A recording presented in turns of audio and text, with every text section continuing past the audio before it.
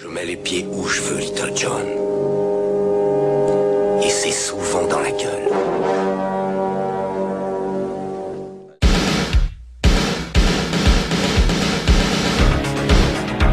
Je connais le kung-fu. Prouve-le-moi. 4e cadre. Le petit dragon accroche sa proie. Et avec sa queue, il frappe. Bien joué. Mais une brique ne rend jamais les coups.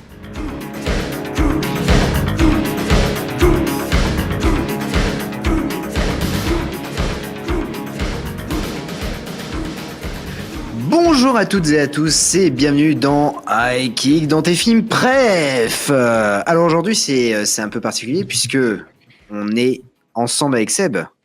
Oui. Comment vas-tu mon cher Seb?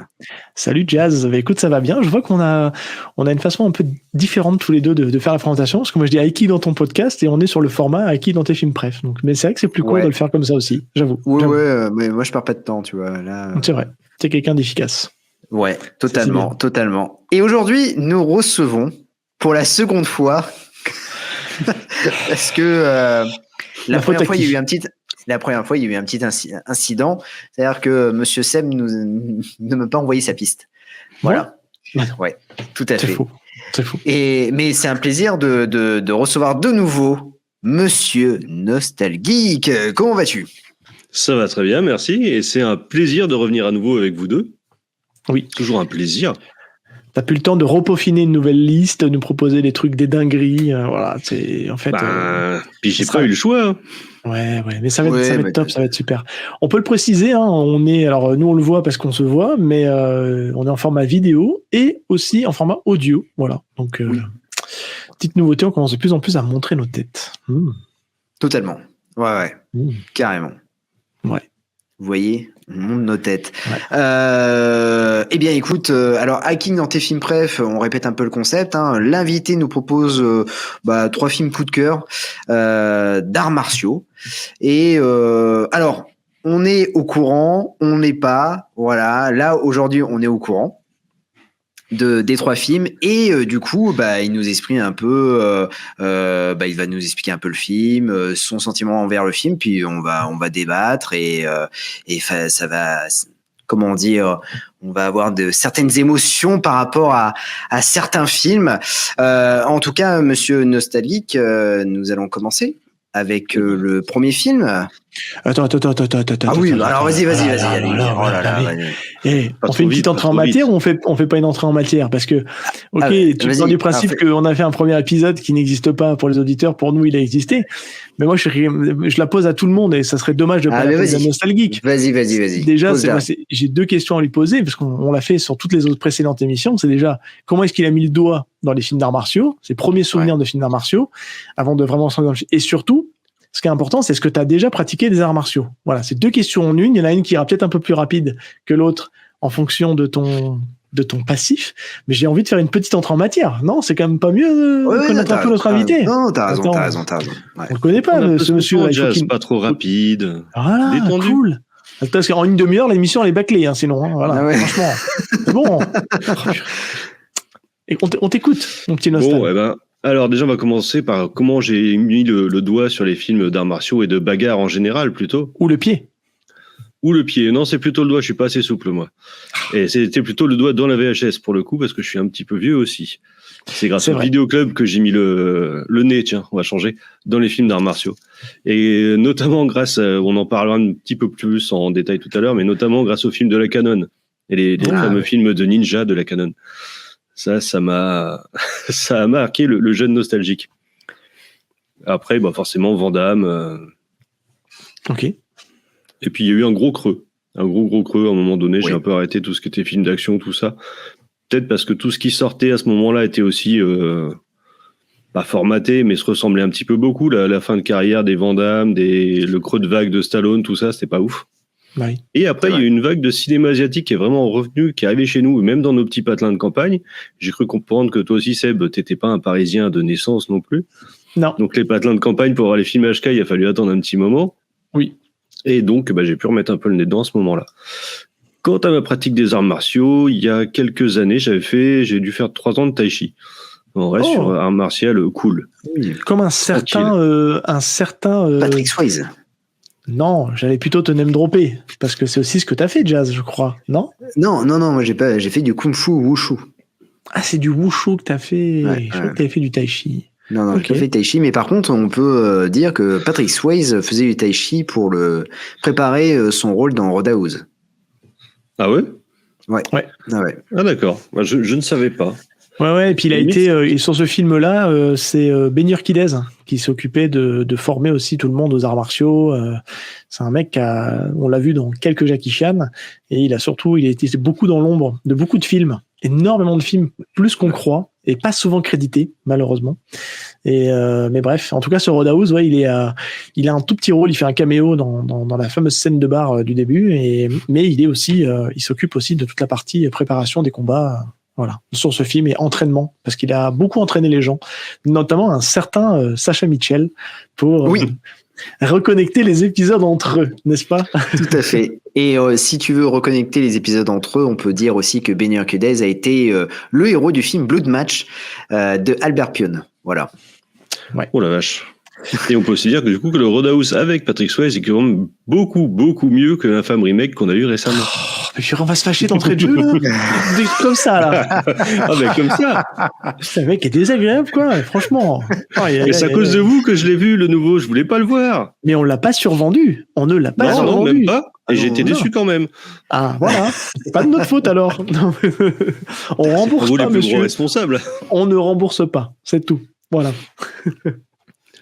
Voilà, mais oui, en tout cas, pour ce qui est de la pratique d'arts martiaux, j'étais resté un peu soft de ce côté-là. Je crois que j'ai fait du judo quand j'étais vraiment tout petit, mais ça compte pas vraiment.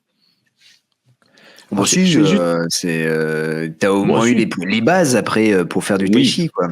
Voilà. C'est vrai. Ouais, mais il y a 30 ans entre le moment où j'ai fait du judo et le moment où j'ai fait du tai chi. Ouais. D'accord. Alors, je précise pour les gens qui nous voient à la caméra, ce n'est pas de la transpiration que vous voyez sur mon t-shirt. Je sortis du resto et j'ai pris une énorme saucée. Et je suis professionnel, donc je suis directement venu parce qu'il fallait que je sois ponctuel pour cet enregistrement. Donc je suis directement venu sans me changer. Donc ça va se sécher au fur et à mesure de l'épisode, mais ouais, j'ai pris une petite saucée. Donc voilà, c'est que de l'eau, hein, je vous rassure. Ce n'est pas le stress qui m'envahit pour cette émission. Je tiens à le dire. Il ne manquerait plus que ça. Du coup, est-ce qu'on peut commencer avec le premier film? Oh, oui, je pense qu'on peut commencer avec le premier film. Et du coup, c'est pas vraiment des films préf que je vais présenter, c'est plutôt un ordre chronologique parce que je suis un peu dilettant avec mes films préf. Ouais. Un jour, ça va être un jour, ça va être un autre. Alors que chronologiquement, je peux me tenir à quelque chose de correct. Ok. Et puis en plus, il y a certains de mes films préf qui ont déjà été cités, donc il a fallu que je l'ouvre un petit peu pour présenter autre chose. Alors, tu peux te permettre, si tu veux, quand tu es dans la même décennie qu'un des films préf qui a déjà été name-droppé, tu peux les name-dropper en disant, histoire d'en parler juste 2 minutes, mais tu peux les name-dropper, digresser un peu, on t'autorise, il n'y a pas de souci. On est des mecs sympas. Voilà, il y a des chances que ça digresse, forcément. Bon, très très bien. Allez, vas-y. Ne serait-ce donc qu'avec le premier film, qui est un film de la canon, mais sans ninja, mais avec Michael Dudikoff et Steve James. Ouais. Et un film en plus de Sam Firstenberg, qui est quand même pas le plus mauvais réalisateur de la canon. Non, c'est vrai. On a vu plus mauvais que lui. Et c'est donc American Warrior 2, qui n'est pas la suite d'American Warrior 1, comme son nom ne l'indique pas, parce que la suite d'American Warrior 1, c'est le ninja blanc, mais qui est vraiment la suite d'Invasion USA avec Chuck Norris, et je crois que celui aussi, c'était un canon. Exact. Eh ben, écoute... Déjà, c'est... Oui, tout de suite, la bande-annonce, bien évidemment. Hein. Oui, la bande-annonce, pardon. Évidemment.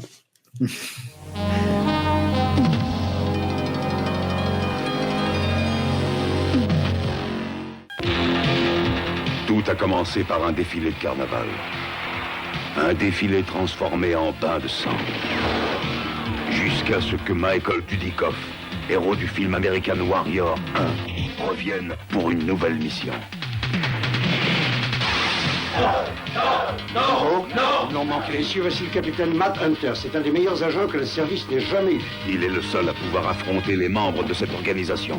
Ils ont un club de chasse, Matt. Un quoi? Un club de chasse. Sauf qu'ils ne chassent pas les animaux. Leur proie favorite, c'est l'homme. Il faut le descendre. Maintenant, il reste seul. Il va devoir se battre pour survivre à l'enfer dans lequel il est plongé. Eux, ce sont les chasseurs. Fais gaffe. Lui, c'est la cible. Dans l'assaut final, c'est aux meilleurs qu'appartiendra la victoire. American Warrior 2.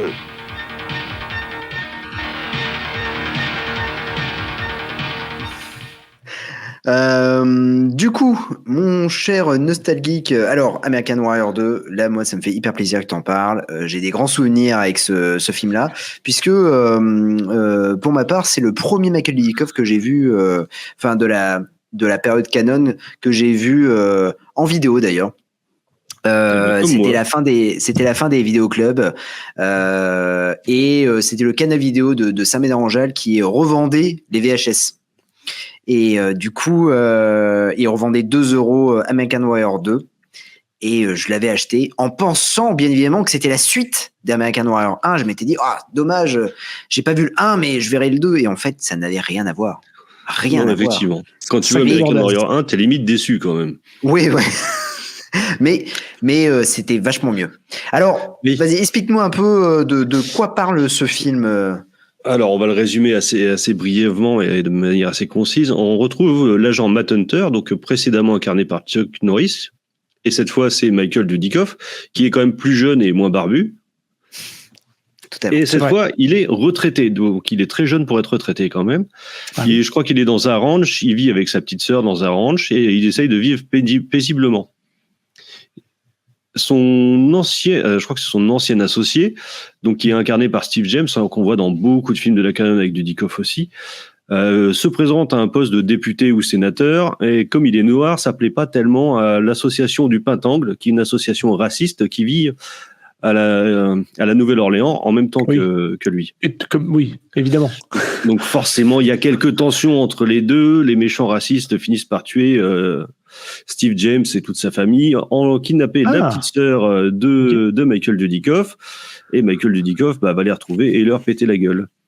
Il faut aussi noter que le petit jeu de ces charmantes personnes, c'était la chasse à l'homme dans les bayous. C'est leur petit kink à eux, un petit peu comme dans le chasse à l'homme de JCVD d'ailleurs. Ouais. Peut-être un hommage. Peut-être. Ils aiment beaucoup chasser le SDF dans les bayous. Et là, ils sont tombés sur une proie qui va être un peu plus grosse qu'eux quand même. Ok. Voilà, pour résumer.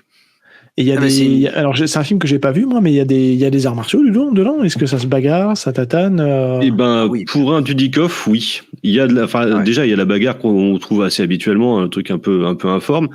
Mais il y a certains des méchants qui font du kendo, je suppose. Oui, je suis pas un grand expert en arts martiaux, mais il me semble que c'est les sabres en bois, les sabres, c'est le kendo. Oui. Et donc il y a quand même un petit peu de vrais arts martiaux dedans, plus que dans tous les autres Dudikoff. Okay. Ouais, et puis en plus, il se fait pas doubler Dudikoff dans celui-là. Ouais, c'était ma question. Non, il se fait pas doubler. Il y a dans ce film-là, en gros, il y a une demi-heure de combat. Parce que, vers la fin, ouais. Ouais, vers la fin, parce que en fait, il est en pleine chasse à l'homme dans la forêt, il pleut et en fait, il se tatane avec tous les méchants. Et franchement, il se démerde pas mal. Hein. Ouais, les combats sont plutôt chouettes. La réflexion que je m'étais faite en le revoyant, c'est que c'était quand même pas mal du tout par rapport à, parce que j'ai retrouvé en DVD après American Warrior 1 et sur Prime il y a le 3 et le 4. Et c'est quand même pas terrible, hein. Et celui-là, pour le coup, je pensais aller vers une déception au revisionnage et pas du tout. Non seulement le scénar, j'ai un petit kink pour les films de chasse à l'homme, c'est vraiment un truc que j'adore. C'est l'illustration parfaite de la lutte des classes, donc c'est un truc qui me parle bien. Mais en plus, les combats sont bons cette fois. Vraiment, tout le monde s'est dépassé dans celui-là, parce que souvent, Michael Dudikoff, il fout 2-3 coups de poing, il lève un peu la patte et ça s'arrête là. Steve James, pareil. Ouais. Et là, ça cogne bien quand même. C'est souvent d'ailleurs des patates de forains qui font, ou alors j'ai revu des scènes où il fait des pseudo-prises de judo, aikido, un peu, parce que c'est souvent le sport qui montre qui peut, entre guillemets, masquer un peu le fait que t'es pas très très bon en arts martiaux, quoi. C'est ça, et souvent c'est un peu poussif quand même, hein, même quand on voit dans les American Warrior, les combats au katana, tout ça. Ça pique, non, c'est pas ouf. Et là, le combat, notamment le combat au sabre, il tient la route. Ouais. Il tient très très bien la route, les combats. Moi, j'adore dans ce film-là, il y a quelque chose que j'aime beaucoup, c'est que c'est le héros, mais il n'est pas invincible. C'est-à-dire il prend cher à chaque combat. Et tu te dis, mais il va crever à un moment donné, c'est pas possible. Et il y arrive, il fait quelques prises, il donne des coups de poing, des coups de pied, et c'est pas dégueu. Et tu te dis, waouh! Et t'as surtout une BO extraordinaire. Je crois que c'est de George Clinton, celui qui habituellement fait les BO de American Ninja. Et là, il se défonce sur cette BO. Elle est dynamique, hyper bien rythmée, et puis et ça te donne envie. En fait, même ça te donne envie de faire du sport, quoi. C'est vraiment un film, et je le préfère largement. Alors, attention à ce que je veux dire, mais je préfère largement Invasion USA. Ah oui, bah okay. Moi aussi. Ouais. Mais bon, j'ai des difficultés avec Invasion USA, avec un sous-texte un petit peu plus con quand même. Oui. Même si American Warrior 2, c'est pas non plus un pinacle d'intelligence, hein, mais déjà, je l'ai dit, moi, dès qu'on part vers le film de chasse à l'homme, c'est vendu pour moi, c'est tout bon. Mais en plus, celui-là, il y a des moments, les combats, ils sont un peu sales, hein, la fin, quand il tue les mecs, il y va franco, c'est pas juste. Ah oui. Non, il en noie un, l'autre, il l'empale, enfin, ça y va. Et les héros sont pas intouchables, même Steve James qui meurt à la moitié du film avec toute sa famille, la première fois que tu je suis surpris qu'il meure, d'ailleurs. Quand même, puis ils t'abattent les gamins froidement à bout portant, full frontal en caméra, tu dis, ah oui, quand même. Ouais, et puis il y a aussi le côté, parce que Macaulay Culkin, du coup, a une sœur dans ce film-là, et même le traitement de la sœur, enfin, tu vois qu'il y a... la gamine, quoi. Ouais, il y a aucune limite. Tu te dis que...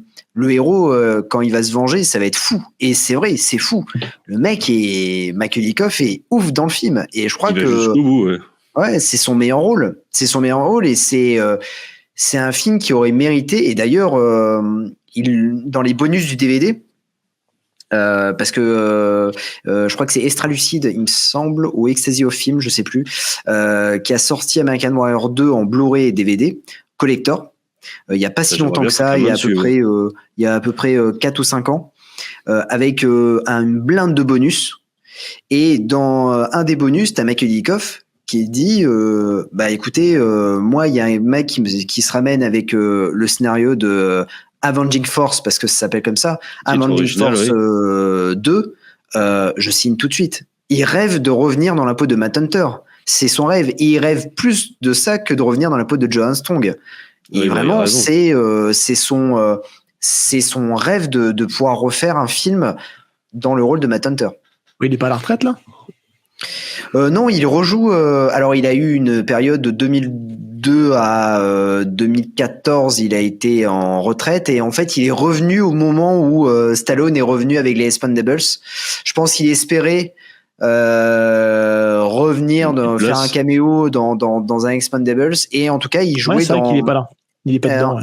Il a joué dans pas mal de séries B ces derniers temps. Ouais, parce que j'avais eu une de ces dernières avant le creux de la vague, là, dans les années 2000, la dernière cible. Ouais. Ah non, c'est pas possible. On voit clairement que, en fait, il a jamais vraiment fait d'arts martiaux. Là, il avait pris du poids. Rien que de courir en montant un escalier, tu le voyais qui était essoufflé, qui était à la peine. C'était plus possible. Donc, reprendre le rôle de Matt Hunter, c'est quand même pas gagné tout de suite. Le seul film de Macaulay Culkin qui la période 95 où il fait il commence vraiment les séries B, hein, enfin les séries Z ou séries B et les direct to vidéo surtout, mais où il se bat plutôt pas mal, c'est dans Haute Tension. Oh bah tiens, c'est celui que j'ai acheté la semaine dernière. Avec Richard Norton. Et d'ailleurs, il se bat contre Richard Norton dans le film. Ah bah ça me motive un peu plus à le voir, parce que je l'ai acheté parce que et le film est pas dégueu. J'essaie de le voir. Ouais, le film quoi, est le titre américain dégueu. Son titre américain, c'est quoi, tu sais ou pas? Non, pas du tout. Attends, si c'est High Voltage, ou comme ça. Je crois que c'est ça. Alors High Voltage, moi c'est plutôt un film avec Donnie Yen. Je pense pas que ça soit ce titre-là, mais ok. Mais vraiment, le film est pas dégueulasse. Moi, j'ai bien aimé, surtout le combat est plutôt pas mal. pendant que Nostal cherche, moi c'est vrai que j'ai un rapport un peu particulier avec cette saga-là pour deux choses principalement, parce que je trouvais que les arts martiaux étaient un peu nazes. C'est pour ça que j'ai jamais trop adhéré au truc. Et je trouvais aussi surtout que Michael Dudikoff était quelqu'un d'assez inexpressif, tu vois, au niveau du jeu d'acteur qui était un peu limité. Et l'autre point en bonus, on va dire, de pourquoi je trouve que c'était quand même sacrément le bordel en fait dans la saga, parce que je trouve que c'est dommage qu'ils aient tout retitré et que chacun y est allé de sa tambouille dans le retitrage.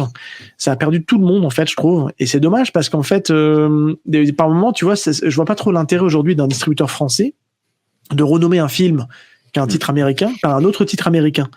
Et c'est là que je trouve que ça peut vite devenir le bordel. Et ils auraient mieux fait de garder les titres américains quitte à donner un titre américain. Non, ils pouvaient pas. Ben non, ils pouvaient pas. En fait, alors pourquoi ? Il y a une petite histoire en fait par rapport à ça, c'est que l'année précédente, American Ninja, du coup avec Michael Dudikoff, il y a un autre American Ninja qui sort en France et avec Sho Kosugi. Oui, non, c'est Ninja, c'est pas American Ninja. Mais le titre original, c'est American Ninja. Le titre original, c'est American Ninja. Et quand il arrive en France, en fait, ils peuvent pas le titrer American Ninja parce qu'il y a déjà un American Ninja qui est sorti l'année d'avant avec Sho Kosugi. Et d'ailleurs, ne le regardez pas. C'est quoi le titre américain de American Ninja? C'est avec Michael Dudikoff. C'est quoi son titre américain? American Ninja. American Warrior. American Ninja. Non, c'est American Ninja le titre américain. American Warrior, c'est le titre européen. Ouais, le titre européen. Ok, d'accord. Et donc, en fait, quand American Ninja avec Dudikoff est sorti, ils ont dit, bah, tiens, on va le retitrer. Donc, ils l'ont retitré American Warrior. Et, sauf que, bah, c'est un film qui a eu un certain succès, 800 000 entrées en France, ce qui est pas dégueu. Et puis, je crois qu'il a eu, il a eu un bon score aux États-Unis aussi. Ils ont décidé, du coup, de faire, en fait, ils ont réalisé 2 films en même temps. Ils ont réalisé American Warrior 2, mais du coup le Avenging Force, qui est la suite de Amazon USA, et ils ont pris Michael Dudikoff parce que Chuck Norris avait refusé de jouer dans ce film-là parce qu'il n'aimait pas les suites au départ. Et puis il aurait peut-être plus cher aussi. Et il a, oui. Et puis ensuite ils ont réalisé American Ninja 2. Parce que ils se sont dit, bah, le 1 a cartonné, on va faire le 2. Sauf que American Avenging Force est sorti avant American Ninja 2. Et du coup, en France, ils se sont dit, ah bah, il y a Steve James, c'est la canon. Il y a Michael Dudikoff, c'est réalisé par Sam Fistenberg, c'est la suite. Les mecs ont même pas regardé. Et quand on regarde la bande-annonce de American Warrior 2, du coup, Avenging Force, ils disent, dans le premier, c'était un soldat. Dans le deuxième, il va faire, il prend sa revanche. Et tu te dis, ah ouais, d'accord, ok. Vous avez pas vu le film. Et quand American Ninja 2 Ninja 2 sort au cinéma en France, la bande-annonce, c'est le ninja blanc American Warrior 3. Et alors, quand ils ont sorti American Warrior 3 en cassette... Ils n'étaient pas emmerdés pour les 3 et 4 puisqu'ils sont sortis directement en vidéo. Oui. Donc en fait, nous on a eu la vidéo American Warrior 3 normale avec Dave Bradley et American Warrior 4 et avec n'empêche Dave Bradley et Michael Dudikoff. Et Michael Dudikoff. Sauf que je crois que quand il est sorti, parce que là aussi un gros truc, c'est je crois que quand il est sorti en vidéo American Warrior 4 ou American Ninja 4, il s'est pas appelé American Ninja 4. En France, on l'a retitré Force de frappe. Oui, c'est vrai que c'est le sous-titre Force de frappe. Et dans la bande-annonce, c'est Dave Bradley et Michael Dudikoff dans Force de frappe.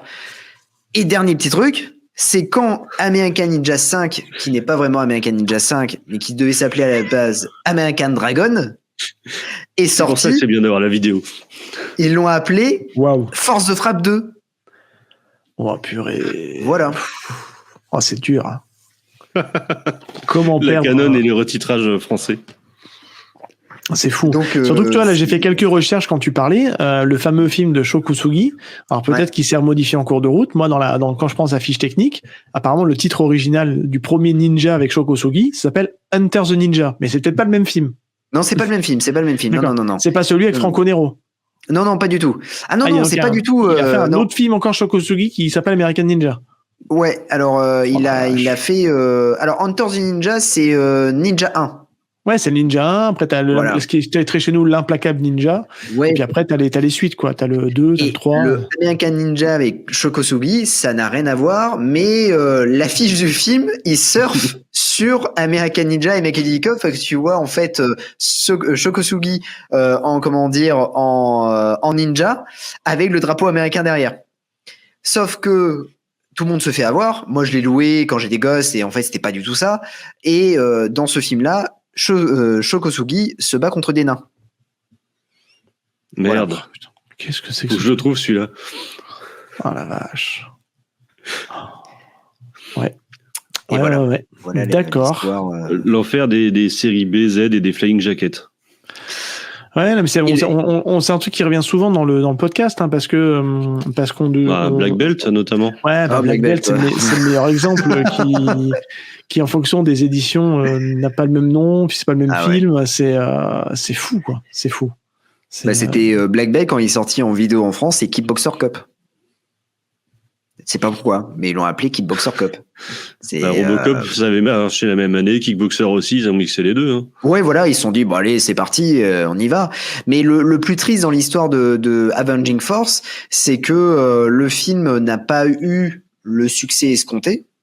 Malgré, et je crois que c'était un des premiers films de la Canon à avoir reçu de très bonnes critiques pour un film d'arts martiaux, attention. Oui. Les gens ont plutôt apprécié le film et il a un statut assez culte, c'est pour ça qu'il est ressorti en Blu-ray et DVD d'ailleurs. Mais il y a une ouverture à la fin. La fin est ouverte et on s'attend à un 3. Ouais. Et malheureusement, il n'y a pas de 3 parce que ça ne s'est pas fait. Mais il y a une fin ouverte, quoi. Enfin, le 3, il aurait dû démonter tout le gouvernement américain, grosso modo. Ouais. Ça aurait été. Vu comment il l'annonçait. Oui, voilà, c'est ça, ouais. Il l'annonce et bon, ça aurait été assez ouf, mais bon. Donc, mon cher Seb, je te conseille activement de regarder. Je te le conseille aussi. Ouais.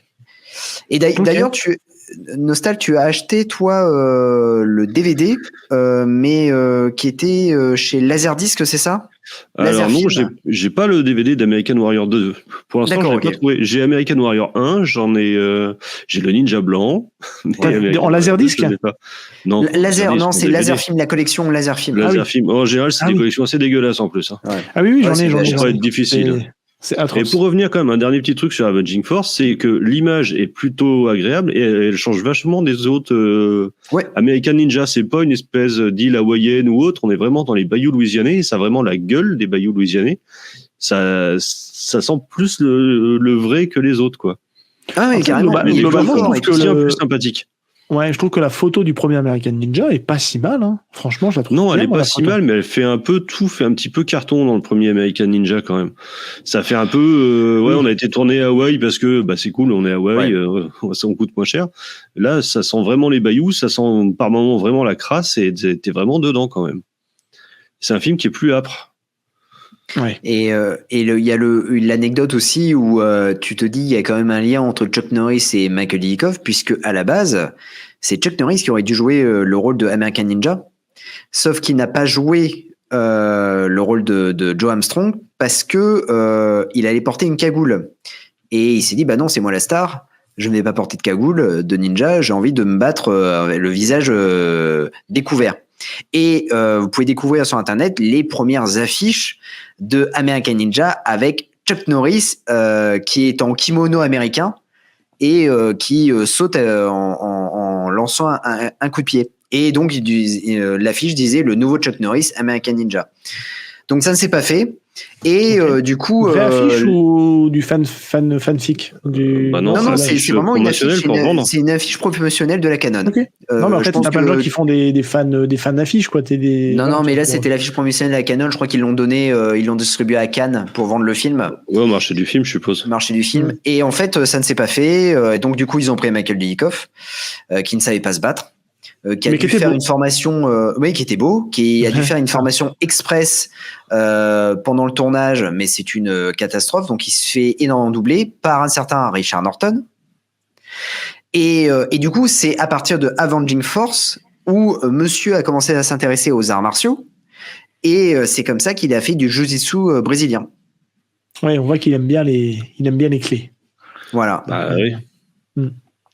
Et ça se voit dans Avenging Force qu'il y a quand même il y a un level up et notamment dans American Ninja 2 où il se bat un peu plus quoi. À visage découvert surtout. Ouais, le ninja blanc donc. Ouais, ninja blanc, ouais. Oui. Compliqué. Ouais, J'espère que tes prochains films ils sont plus simples au niveau de la production. Hein, parce que là, franchement, c'est bon, j'ai le cerveau fumé là. Normalement, oui. Ça devrait être beaucoup plus simple. Mais celui-là, j'avais voulu quand même en reparler. On en avait parlé la première fois, mais c'était important de remettre un petit peu J'avais envie de le remettre en avant, vraiment, celui-là. Ah, mais t'as raison, et puis bon, moi, ça me fait plaisir. Quand on parle de Michael Dudikoff, ça me fait toujours plaisir. Le jour où tu me parleras de David Bradley, je serai aussi content. Ouais, je suis pas sûr. J'ai vu American Warrior 3, je suis pas sûr d'avoir envie de parler de David Bradley. Ou ce sera pas en bien. Non, c'est pas pour info, le film, j'ai regardé, il est pas dispo en streaming, et on peut le trouver que sur YouTube, en très bonne qualité. Moi, c'est comme ça que je l'ai trouvé sur YouTube, en excellente qualité. Voilà. En VO, et puis avec les sous-titres anglais, et puis voilà, ça fait le taf. Je crois qu'il est aussi en VF, sur aussi sur en YouTube. VF. Ouais, mais je crois pas que ce soit la même qualité. Non, il est en qualité moins bonne en VF. Non, ouais, c'est la VHS RIP. Exactement, et c'est vraiment pas fou. Voix de... Alors, j'oublie toujours le nom du comédien de doublage, mais c'est la voix de David Hasselhoff qui fait la voix de Michael Dudikoff. Ah, et la voix de Steve James, c'est la VF de Raoul Julia aussi. Oui, exact, totalement. Ouais. Oh. J'ai tilté l'autre jour en le regardant, j'ai dit putain, cette voix, je la connais. Ouais, Street Fighter. Ah oui. Game over. C'était un mardi. Oh, purée. D'accord. Ah bah, super. Bah, merci en tout cas pour ce premier film. C'est bien cool. De rien. Merci de m'avoir permis d'en parler. Ben oui, avec plaisir. Et puis je vais le mettre dans mes favoris YouTube et j'essaierai de le regarder dès que possible. Ouais. Carrément. Vraiment, je te le conseille. Oui, comptez sur moi. Et quand j'y repense, je me dis que c'est dingue que mes parents me laissent regarder ça à 5-6 ans. Mais... Ouais. On va dire qu'il y a une petite méconnaissance. Oui, voilà. Ouais, peut-être. Ils regardaient pas le film avec moi. Non. Il y a des ninjas, ouais, ça doit être sympa. Bon, ouais, ça passe. Il a pris Vidéo Club, ça passe. Ouais. Quel est ton second... Enfin, est-ce que tu as des choses à rajouter Est-ce que tu as des choses à rajouter sur American Warrior 2 ? Non, à part que c'est le meilleur de la saga, non, pas grand-chose. On en a déjà dit pas mal sur American Warrior 2, je trouve. Ouais, c'est vrai. Putain, j'ai hâte qu'on puisse parler d'American Ninja. Je sais que tu as envie de faire du Dudikoff. Mais on y viendra un jour, on y viendra. Ouais, mais allez-y sur American Warrior 2, American Ninja, peut-être, laissez les derniers. Et donc, attention, c'est Strategic Command en VO. Ah ouais, d'accord, ok. D'accord. Voilà, j'ai été vérifier le nom, là. J'ai le DVD. On ira consulter YouTube pour voir si c'est dispo quelque part. Voilà. Et puis en plus, dans ce film-là, Michael Dudikoff joue, il balance des petites blagues, parce qu'à un moment donné, en fait, de sa carrière, attention, parce qu'à un moment donné, dans sa carrière, en fait, il a fait un one-man show. Ouais, et quand il quitte la Canon, il commence à faire des blagues, il commence à bien jouer. Ah bah ça fait des blagues. En fin de carrière, en 2000, il jouait mal. Hein. Ah oui. Et les blagues tombaient à plat. Il y a un film qui s'appelle Les Professionnels, qui est un peu le film en 96 qu'il a remonté. Et il faisait des petites blagues, il jouait le comique de service, le flic comique de service. Mais non. J'étais assez impressionné de voir que Michael Dudikoff. Ne le survends pas. Et quand je l'ai trouvé en cache, tu m'as dit laisse tomber cette bouse, repose-le dans le rayon. On est en train de nous vendre un truc complètement fou pourri. Jazz dire ça. Quel escroc. C'est que s'il a dit ça, c'est que c'est très mauvais parce que normalement Jazz c'est le genre à sauter dessus. Hein. Non, mais il y a tellement de trucs quand je suis en cache que je tombe et je dis pas maintenant, je suis pas prêt. Là, en ce moment, ce que je vois souvent, c'est comment il s'appelle, là, le gamin qui a le prénom le même nom de famille que notre comédien favorite, là, Eric Roberts. C'est mince, Jan Vincent Roberts, un truc comme ça, je sais plus. Un truc comme ça. Qui joue dans la série Kamen Rider, la série Saban de l'époque. Et je vois souvent les Magic Kids, tu sais, Magic Kid 1, je crois que c'est ça qui s'appelle les films. Oh, et c'est un PM Entertainment, ça, mec. Hein. Oh la vache. Ouais, j'en ai vu passer ça. Non, Ted Ian Roberts. Ah ouais, et ils nous vendent que ce mec-là est un expert en arts martiaux, et en fait, il y a une tétrachée de films avec lui qui ont l'air, mais tous plus nuls les uns que les autres. Et ça, pour le coup, je dis, je suis pas prêt. Il se bat bien. Ah bon, arrête, mais c'est pas possible. Arrête de survendre les trucs. Dans le panneau, il te dit que Jalal Merrill se bat bien aussi. Fais attention. Ouais. Non, alors attention. Moi, je peux te dire un truc, Seb. Pour que tu puisses acheter le film, je te dis un truc. Il y a Don Dragon Wilson dans le film. Voilà. T'es sûr que c'est un argument de vente ? J'ai tout pour dit. Jazz, oui. Pour Jazz, oui. Pour Jazz, oui, non, mais. Non, mais attends, la carrière du mec, hein, on fait une digression sur Ted Ian Roberts. Il fait Magic Kid 1 et 2. Ensuite, il fait un autre film en 94. Il a tourné entre 93 et 97. Il a plus rien fait. Il a refait un film, apparemment, je sais pas ce qu'il joue comme rôle, en 2005. Et en 2008, il a joué dans Milk. Vous savez, le film Harvey Milk avec, oui, rien à voir. C'est son, Ciao Pantin. Ouais, c'est son Ciao Pantin, ouais. Là, je me dis, pourquoi? Ok, mais donc, je sais pas s'il a un grand rôle dedans, mais il est dedans. Voilà. Il est dedans, il joue avec Sean Penn. Il pourra se dire, j'ai joué avec Sean Penn. Ah bah ouais. Voilà. Ouais, ça se trouve, il partage même pas l'écran. Non, c'est ce que je veux dire. Il a aperçu Sean Penn, mais il n'a pas joué avec lui, ouais. Oh mon Dieu. Bref. On continue, hein? On continue. Ouais, allez. Allez, on continue. Et comme je le disais tout à l'heure, j'ai eu une grosse période de creux. Je suis revenu un petit peu au cinéma d'arts martiaux par le cinéma asiatique. Donc j'avais pris une très très grosse claque avec The Raid, dont vous avez déjà parlé la dernière fois, très bien parlé d'ailleurs. Oui. Et après The Raid, j'ai mis un peu plus le nez dans les trucs, pas vraiment japonais, mais plutôt tout ce qui venait d'autres pays, on va dire. Donc tout ce qui était coréen, indonésien. Il y en a un, je sais plus, Born to Fight, je sais plus d'où ça vient, thaïlandais, je crois. C'est thaïlandais, je crois que c'est de Bangkok, il me semble. Ouais, il me semble. Après, ça se passe complètement dans la campagne, mais je crois que c'est Thaïlande. Mais ça se voit parce que il a exactement la même DA au niveau des affiches qu'un certain Hong Bak. Ben, il est sorti un an après. Ouais, tu m'étonnes. Et je crois de mémoire que c'est marketé, parce que je l'ai revu dans un cache il y a pas longtemps, par les producteurs d'Hong Bak. Un truc comme par ça. les producteurs ou par les c'est... créateurs. Non, les producteurs, parce que le seul point que moi, c'est que c'est EuropaCorp qui l'a sorti en France. Ouais. Voilà. Mais bon, voilà, c'est pas les producteurs d'Hong Bak, quoi. Bah oui. C'est ça. Ceci dit, il y a des cascades de dingue dans ce film. Hein. C'est juste histoire de le name dropper, mais il y a des cascades de fou. Oui, peut-être que j'y jetterai un œil, mais je t'avouerai que on a un petit peu été chaudé avec Jazz au moment où on enregistre. Je sais pas si les auditeurs ont déjà entendu cet épisode, mais on a parlé d'Hong Bak il y a pas longtemps, ou on va parler d'Hong Bak en fonction de quand ça sort. Moi, je l'ai pas entendu.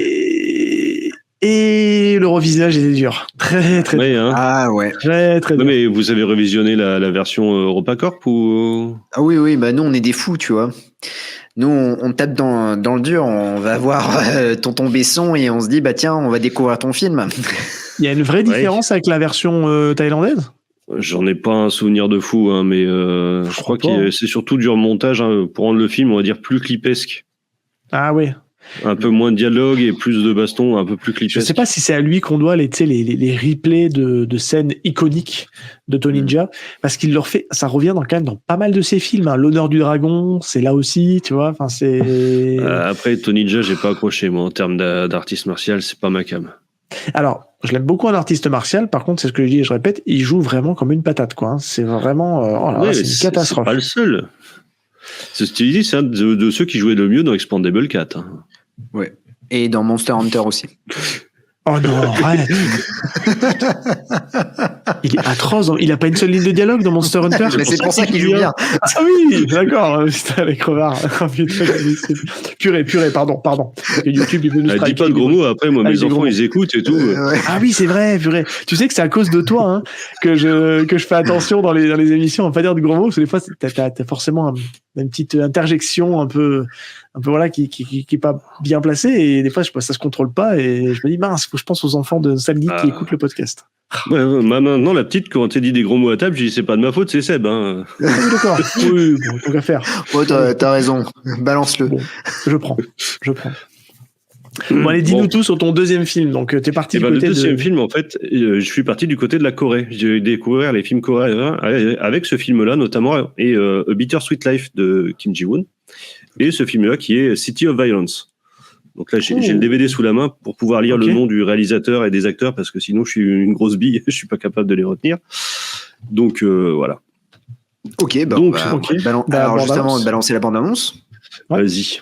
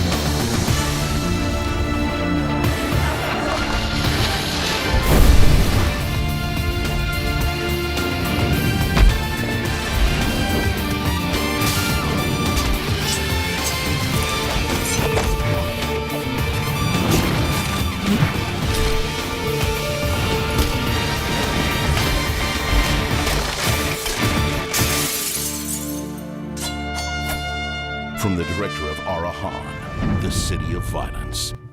Et donc, vas-y, parle-nous de ton film. Donc, c'est un film réalisé par Ryu Seung-won. J'espère que je prononce bien, vraiment, faudra pas m'en vouloir. Ouais, on va t'en vouloir, t'inquiète pas. C'est pas mon truc. Et avec dans le rôle principal qui est Young Du-hong, qui est un chorégraphe, et le réalisateur qui est aussi acteur. C'est le second rôle du film, c'est le réalisateur en fait. Et c'est aussi ce mec-là qui avait fait Arahan et juste après Crying Fist. Donc pour Crying Fist, je viens de l'acheter, je l'ai pas encore vu, ça avait l'air très très bien. Ok. Avec Choi Min-sik pour le coup, Crying Fist. Et là, City of Violence, on est vraiment dans un film. Tu vois, tout à l'heure, je te parlais de The Raid, qui a un côté très jeu vidéo. City of Violence, c'est un peu la même chose. Sauf que ça te parle aussi un petit peu de la Corée des champs, entre guillemets, qui s'urbanisent très très vite. Et dans le film, en fait, on suit, comment on pourrait dire, des amis d'enfance. Il y en a un sur les 5 qui se fait tuer au début du film. Il y en a un qui est à Séoul, qui revient enquêter, qui est flic et qui revient enquêter. Et il se rend compte que dans les 2 autres copains qui restent, il y en a un qui est un petit magouilleur et l'autre qui serait plutôt pas chef de la mafia, mais presque. De fil en aiguille, il se rend compte que l'autre, c'est pas qu'il est pas chef de la mafia, mais presque, mais qu'il l'est pleinement. Et qu'en fait, c'est lui qui a tué le premier copain pour prendre possession de la ville, pour la revendre à un promoteur, etc. Donc on est sur un truc assez basique, mais forcément quand ils comprennent que leur pote leur a un peu mis à l'envers, ils tatanent tout ce qui passe devant eux. Mais ils te retournent la ville. Il y a une scène au début qui est un petit peu une scène, moi je la vois comme un hommage à The Warrior. Il se balade dans la ville et il tombe sur un gang de, je crois qu'au début c'est des mecs qui font du breakdance, qui leur tombe dessus, qui les débasse en mode breakdance, ce qui est assez drôle. Après, il tombe sur un gang d'écolières, un gang de hockeyeurs, un gang de baseball qui fait évidemment référence, je pense, aux Warriors, là, pour le coup. Des mecs qui font du BMX. Enfin, vraiment, t'as tous les MJC de la ville qui leur tombent dessus, quoi. Et c'est une baston de dingue qui dure au moins 10 minutes, un quart d'heure, où il se prend tout le monde dans la gueule. Bien chorégraphié? C'est bien chorégraphié, oui. Ah ouais. C'est bien chorégraphié, c'est plutôt bien gaulé. Après, t'as le réalisateur qui est pratiquant, t'as le rôle principal qui est un chorégraphe. De ce côté-là, ils ont envoyé quand même ce qu'ils avaient envoyé. Et en fait, tout le film montre que ça. T'as très peu de combats individuels. C'est vraiment souvent du combat de masse. À la fin, t'as les 2 mecs tout seuls qui prennent d'assaut la forteresse en full frontal. Ok. Est-ce que martialement, est-ce que c'est propre ou ça tourne un un petit peu pas au bourre-pif, mais un truc un peu brouillon. Alors, pourquoi je te dis ça? Je vais au bout de mon raisonnement. Bon, c'est un film qui est japonais pour le coup, mais la façon dont tu me le décris. Non, mais attends, tu vas comprendre pourquoi je dis ça. Oui, ça me fait penser un peu à l'adaptation du manga Cross Zero, qui est vendu comme un film de baston avec de la bagarre, etc. Et finalement, les mecs savent se battre, mais ça tourne assez vite au manga de baston plus qu'au manga d'arts martiaux, enfin au film d'arts martiaux, pardon. J'ai dit manga, mais je suis en ta film. Et est-ce que je sais pas si tu as vu Cross Zero du coup de Takashi. Oui, j'ai les 2 qui sont derrière aussi. Okay. J'ai hésité avec eux à un moment donné. Mais voilà, est-ce que c'est un peu dans cet esprit-là? Parce que moi, c'est vrai que j'attendais vraiment des trucs assez précis en termes de combat. Et en fait, c'est plus de la baston générale où t'as des coups qui partent dans tous les sens. C'est propre visuellement, mais c'est pas le truc le plus précis martialement parlant, si tu vois ce que je veux dire. Oui, je vois ce que tu veux dire. Et justement, c'est pour ça que j'ai plutôt choisi City of Violence, c'est que c'est plus précis martialement parlant. Parce que c'est pas de la combat de masse. T'en as quand même un contre la masse ou 2 contre la masse, mais tu suis que ces 2-là. T'es pas perdu dans le combat comme ça va être dans Cross Zero où t'as vraiment du 20 contre 20 face à face où d'un moment tu sais même plus où t'es. Enfin, en plus, je crois que c'est dans le premier, ils ont tous les mêmes uniformes, tu sais plus où t'es. Ah oui, là, puis tu reconnais personne. Enfin, c'est compliqué, quoi. Hein. J'avais trouvé le film cool, mais j'avais été un peu déçu sur les combats, tu vois. Et je trouve le film défoulant et agréable, mais ouais, c'est ça. Il y a une déception au niveau des combats pour Cross Zero. Et j'ai pas ça avec City of Violence. Et tu vois, c'est pareil, je rebondis rapidement quand tu as cité donc The Warrior de Walter Hill, hein, pour que les auditeurs, donc film des années 70-80. 70 Non, 70, hein, 76 je crois. 79, tu vois, j'ai vérifié, c'est fin des années 70, donc toi c'est presque 80, enfin bref. C'est pareil, on me l'avait beaucoup vendu, alors c'était à l'époque, il est venu dans l'émission, c'était sur Super Ciné Battle, donc Daniel Andrieff et Stéphane Boulet qui en avaient parlé dans le podcast en disant que c'est un super film de baston, etc. J'ai beaucoup aimé le film parce que ce côté un peu Street of Rage, tu sais, où tu passes d'un stage à un autre, c'est bon, on sent l'inspiration. En plus. Mais je trouvais que martialement, c'était pas ouf. Tu vois? C'est pas un film d'arts martiaux, c'est un film de baston, The Warrior. Hein, c'est un film de baston, mais en fait, j'attendais tellement à voir un film d'arts martiaux que j'avais été un chouïa déçu des combats, tu vois. Mais après, ça reste au niveau de la réal, tout ça, franchement, c'est au top. Hein, c'est un sacré film. C'est un très très bon film, mais il faut pas le voir comme un film d'arts martiaux. C'est vraiment un film de baston, et en plus, c'est assez. Au niveau baston, c'est baston de rue. Il n'y a pas de règles, il n'y a pas de truc précis. C'est du bourre-pif. Ouais, c'est ça. Donc non, là sur City of Violence, on est plus sur un truc qui est quand même bien chorégraphié, qui est bien mis en avant. Par exemple, je trouve ça mieux foutu que John Wick.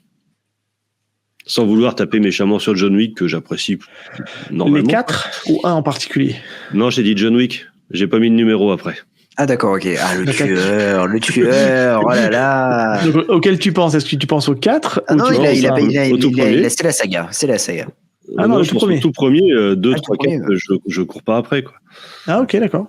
Le 2 passe encore, le 3 j'ai du mal, et 4 j'ai même pas 1 heure, j'ai arrêté, quoi. C'est répétitif. C'est extrêmement répétitif. Pour le 4, je suis d'accord avec toi. Pour le 3, je suis prêt à le j'ai voulu regarder les 4 en une semaine, en fait. C'est ça la blague aussi. C'est ça qui fait que ça m'a gonflé, hein, mais ok. Voilà, puis je veux pas taper gratos sur John Wick pour le moment, mais voilà. Je trouve que City of Violence me convient plus. Ok. Et il y a toute une histoire qui raconte aussi comme je disais, de la Corée qui s'urbanise très très vite, justement. C'est un petit sous-texte au truc, mais ça rajoute quelque chose d'intéressant quand même, un petit peu comme Memories of Murder, qui traite plus ou moins de la même chose, sur une autre thématique. Donc non, celui-là, je trouve vraiment sympathique. Et il y a le côté aussi où on les voit un peu gamins, on voit ce qu'ils ont vécu gamins et comment la ville a changé, comment eux ont changé. Et ça se termine sur eux gamins qui disent que quand on sera grand, quand même, on sera toujours potes. Et peut-être pas tant que ça. Et il y a un côté vraiment doux amer en plus au truc et que tu t'attends pas. T'as beaucoup d'humour, mais ça reste, ça picote un peu, quoi.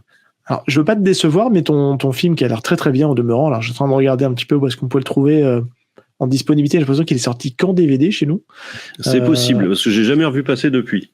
Voilà, et je vois que sur Amazon, il propose en import, il propose un Blu-ray à pas très cher, mais il faut regarder si au niveau de la zone, on peut le regarder. Mais Blu-ray, c'est pas zoné. Ah, ça dépend. T'as quand même les zones A, B, et tu vois, puis t'en as qui peuvent être dézonés complètement, mais là, y a pas le problème puisque c'est un DVD allemand, donc on pourra le lire chez nous sans aucun souci. Je suis en train de regarder, et il est vendu 11,85 sur Amazon. Voilà. Donc je sais pas si ça apporte quelque chose, mais voilà. En tout cas, il y a la langue originale, et par contre, bon, les sous-titres, faudra soit entre le néerlandais, soit l'allemand. Ça risque d'être un peu compliqué. Voilà. Est-ce qu'il y a une version allemande qu'on rigole? Parce que des Coréens doublés en allemand, ça doit être assez folklore. Ah ouais, il y a la langue allemande. Attends, je revérifie, mais oui, je crois que oui, il y a la langue allemande. C'est les deux langues, allemand ou coréen. Donc t'as le choix. J'aime me faire du mal. Pour la blague, ton film me fait beaucoup penser, et c'est juste pour la vanne, mais on ira le regarder parce que ça me tend énormément, un certain film avec Steven Seagal. Je ne sais pas si vous voyez lequel je veux parler. Entre un qui est devenu flic et son copain qui est devenu après un grand machin. C'est Justice Sauvage, non? C'est Justice Sauvage, ouais. Ouais, je mélange un peu les titres, pour moi, c'est tous les mêmes, les films de Seagal. Bah, je suis désolé, mais ils ont tout pompé sur Seagal, hein. Voilà, c'est tout. Peut-être. Non, je déconne, j'en sais rien. Seagal, le grand dramaturge. Le grand dramaturge. Le panda dodu. Qui fait combat égal avec Michael Dudikoff sur l'expressivité au niveau du visage. Tu vois, il fait passer les émotions, quoi. Voilà. Je préfère Michael Dudikoff, hein, quand même. Ah, quand même, hein. Bref, ne nous écartons pas. Donc, tu recommandes fortement City of Violence, quoi. Okay. Yes, je recommande vraiment très très fortement City of Violence si vous avez l'occasion de tomber dessus, parce qu'apparemment c'est pas si simple que ça. Ah ouais? Je suis tombé dessus, ouais, j'ai fait un easy cash un jour et je suis tombé dessus et je l'ai pas pris. Je l'ai pas pris. Ouais, je l'ai pas pris parce que je me disais, est-ce que c'est bien? Je connaissais pas du tout. Et du coup, j'ai pris un Jael Miri à la place. Non, je plaisante. Oh, le sauvage. Non. Non, je l'ai pas pris. Non, auditeur. Il dit, il plaisante, mais il est capable. Il a acheté du Jael Miri quand même. Il est complètement capable. J'avais une bonne collection, de Jael Miri. Ah mon Dieu, quel enfer. Moi, je dirais que j'ai acheté juste quand il est sorti en DVD. Et j'ai découvert le cinéma coréen à ce moment-là, comme je disais, avec il y avait un bundle, il y avait Bittersweet Life, il y avait Suya, et juste après au cinéma il sortait Le Bon, la Brute et le Cinglé, qui m'a foutu une claque, exact. un truc de dingue. J'en aurais bien parlé, mais pas assez.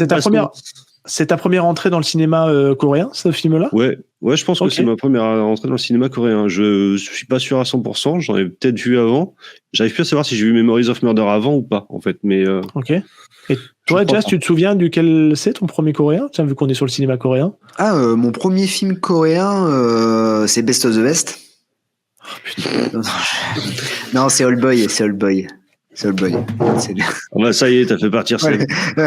Non, je déconne, j'ai fait un petit effet de dramaturgie. Non, c'est Old Boy, le premier film. Il me semble que c'est Old Boy, le premier film. Tu vois, moi, j'ai pas vu trop de films coréens, mais le premier, et je sais pas si j'avais vraiment fait le lien sur le fait que c'était un film coréen, c'est The Host, de Bong Joon-ho aussi. Parce que c'était un film qui faisait beaucoup parler, en fait, à l'époque, et on n'avait pas d'autre moyen à l'époque de le regarder que de manière pas forcément très légale. J'ai vu au ciné, je crois, The Host. Moi, je l'avais loupé, je l'avais regardé en pas légal, et là, je viens de le retrouver dans un cache, l'édition collector avec tous les bonus qui vont avec, donc voilà, je vais pas me le revoir dans de bonnes conditions, mais en DVD, parce que je sais qu'il y a une version Blu-ray, mais j'ai trouvé la version DVD. Donc voilà. C'est chouette aussi, The Host. Ouais, alors j'en ai un souvenir très éloigné. Il faudrait que je le regarde, mais de mémoire, c'était un super Bong Joon-ho, vraiment. Ouais, moi ça m'avait bien plu, ouais. Ouais, c'était une manière à chaque fois le sous-texte qu'il y a derrière, entre guillemets, un film classique de monstre. En fait, avec un sous-texte avec l'environnement, puis c'est Bong Joon-ho, quoi. Tu comprends un peu puis il y a une sorte d'humour aussi qui est traité dedans, avec son acteur principal, tiens, j'ai oublié son nom, mais qu'on voit dans tous ses films. Pas tous ses films, mais quasiment. Presque.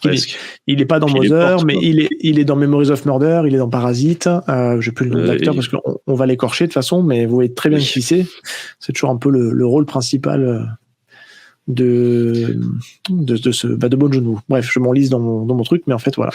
Ok, donc City of Violence. Bah écoute, franchement, bonne reco. Je me suis noté. Ouais, moi c'est pareil. Si tu dis qu'en plus on peut le trouver dans des caches, je ferai un peu plus attention parce que je suis persuadé l'avoir croisé et de pas l'avoir pris parce que je sais pas inspiré par le titre ou j'en sais rien, mais je suis persuadé que j'ai dû le croiser au moins une ou deux fois. Donc pour le coup, je l'ai pas croisé souvent, mais j'ai croisé d'autres films de son réal, comme je disais, Araon et Crying Fist que j'ai acheté l'autre jour, qu'on a l'air pas mal. Crying Fist, c'est un film sur un boxeur. Ok. Enfin, il y a écrit boxeur sur le boîtier, mais il y a de fortes chances que ce soit pas un boxeur au sens européen du terme. Oui, d'accord. Mais ça, la boxe, c'est encore un sport de combat. Je sais pas si on peut dire que c'est un art martial, la boxe. Je me posais la question, si vous en avez jamais traité de boxe. Encore. Alors, vous auriez pu tenter. On ferme pas la porte. Non, on va en faire. On fera la boxe parce que moi, je considère, il y a plein de gens qui disent que c'est pas un art martial parce que, c'est hérité des combats de rue avec les poings et puis ils l'ont encadré pour en faire une compétition. Moi j'ai envie on en parlera, c'est sûr, mais on tombera pas dans la facilité à parler de Rocky, quoi. Non, t'as un seul deviendra invincible. Ouais. C'est une bonne porte d'entrée, mais les acteurs sont pas de mémoire ultra très bons. Wesley Snipes. Ouais, Vingram, c'est surtout Vingram qui me, je sais pas, faudrait que je le regarde, je le revois. C'est plus ouf, mais Wesley Snipes, quoi.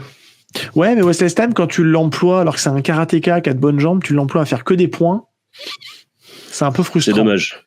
Ça m'a pas frustré. Et c'est pareil, c'est rigolo parce que c'est connecté, mais c'est aussi Walter Hill qui fait ce premier un seul deviendra invincible. Et sa suite, ça reprend le même plot puisque le personnage de Wesley Snipes est interprété par, si je dis pas de conneries, Michael J. White. C'est pas le personnage de Vingrams qui est interprété par le personnage de Vingrams. Ouais, c'est ça. Ouais, peut-être. Le personnage le vrai boxeur, en tout cas, pas celui de la prison.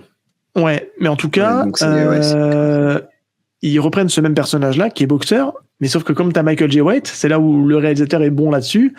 Il arrive à trouver un petit twist en disant bon, allez, je vais t'entraîner au MMA et il va commencer à lâcher les jambes. Et c'est du combat de prison, t'as le droit de taper avec les jambes, ouais. Voilà, sauf que Michael J. White, quand tu l'as pour faire des coups de pied, enfin si tu mets que les points, c'est un peu dommage, quoi. Toi, c'est du gâchis. C'est du gâchis, ouais. Et je trouve qu'avec Wesley Snipes, c'était ce qui m'était resté du film. Mais il faudrait que je le remate. Je les ai tous. Non, j'ai tous les Atkins, mais j'ai pas le premier en fait. Faut que je retrouve le premier en Blu-ray. Ouais. Je trouve qu'il a des effets visuels qui vieillissent mal, mais bon. Il y a des effets un peu façon documentaire. Non, mais là vraiment des effets façon. T'as des scènes qui sont filmées vraiment façon documentaire américain, tu sais, à des teintes un peu bleutées, machin, alors flashback, reconstitution. Ah oui. Ok. Ouais, pour appuyer sur l'histoire vraiment, quoi. Mais ouais, c'est un Walter Hill qui m'a un peu gêné du point de vue visuel. C'est assez rare, mais. Je trouve qu'on voit pas sa patte. C'est con Non, à dire, mais ce film-là, tellement. on voit pas que c'est lui. On m'a dit, c'est machin. Ah ouais, ok. Bon, écoute. Ouais, bah, c'est limite si j'ai pas trouvé les films Millennium mieux filmés, mais. Ouais, alors je vais faire un petit fun Sans fact. être méchant. Non, mais c'est des Millennium ou c'est des New Image? C'est New Image, pardon. Ouais. Bah, c'est des filiales. Hein. Oui, de toute façon, tout son couple, c'était pas le but, mais quand j'ai fait l'épisode avec Stéphane Boulet, où on a parlé de ces 3 films, on a parlé justement de la réalisation de Isaac Florentine, et il me dit, ouais, mais tu verras, machin, allez, ouf. Je dis, arrête, tu déconnes, ça se voit pas tant que ça. Et purée. Et je lui ai remis un message après derrière, et je lui ai dit, mais merci, quoi. Merci de me gâcher mon visionnage. Ça se Je voit l'avais pas jamais tant que ça, relevé. mais quand on te le dit, c'est mort. Ah, c'est horrible. J'ai regardé Close Range. J'ai revu Close Range que je porte très haut dans mon cœur. Je n'ai vu que ça. Et ça m'a gâché mon visionnage. Donc, pas merci Stéphane Boulet pour ça. Et j'ai très peur de revoir les Undisputed. Pour moi, ils sont très bien filmés, mais ces effets de caméra, en fait, purée, quand il fait les trucs, t'es ouf. Je me dis, ah, purée, mais non. Bah, tu auras moins ça sur le dernier parce que c'est pas Florentine le dernier. Oui, Oui, c'est pas exact. Ouais, Mais tu as ça aussi dans Trafic Mortel avec Van Damme, Bah oui, c'est lui aussi, ouais. Ouais. C'est lui aussi. qui est vachement Mais bien bref. d'ailleurs. Ouais, j'ai bien aimé, ouais. Border Shepherd. Je préfère ouais, le titre anglais pour le coup. Mais le Trafic Mortel, ça fait un titre un peu générique. Bah, On pourrait faire un débat sur les titres tout pourraves. Van Damme et Seagal, ils se posent là pour les titres pourris. Hein. Ouais. Est-ce que vous avez Le vu, je jour, fais une petite parenthèse, que Van Damme a fait la suite d'un film que personne n'attendait? Est-ce que vous avez vu la bande-annonce de Kill Em All 2? Ouais. Je crois que j'ai même pas vu qu'ils aiment le 1. Ouais, bah déjà, c'est pas savoureux. Ils ont dit, bon, ok, on va Alors faire là, une il suite à un suit film que personne n'attend. Ouais. Ah, mais en On plus, s'en va les couilles, allons-y. la bande-annonce est dégueulasse parce que il y a une voix off. Ça fait vraiment direct ou vidéo. Ah bah, Et en plus, toutes les scènes où on voit ce Van Damme se battre, en fait, c'est pas lui, c'est un cascadeur. Et il le montre, voilà, sur la bande-annonce. Je me suis dit, ah ouais, d'accord, ok. Attends, c'est Kill Em fou All, de c'était cacher. pas le truc avec Griot et tout ça, là, tous les tueurs qui s'entretuent, c'était pas ça? Non, alors ça tu confonds. Il y a un autre Kill Em All qui est sorti avec le catcheur mince, j'arrive pas à trouver le mot, mais c'est pas Kill Em All qui s'appelle d'ailleurs. Avec, avec Scott Adkins et tout ça, qui est Ouais, sorti au cinéma. Ouais. qui joue des petits rôles. D'ailleurs, ce film a l'air super. J'ai envie de voir ce film plus que celui de. Je suis pas de sûr. Van Damme. Non, c'est pas ce nom-là qu'il a.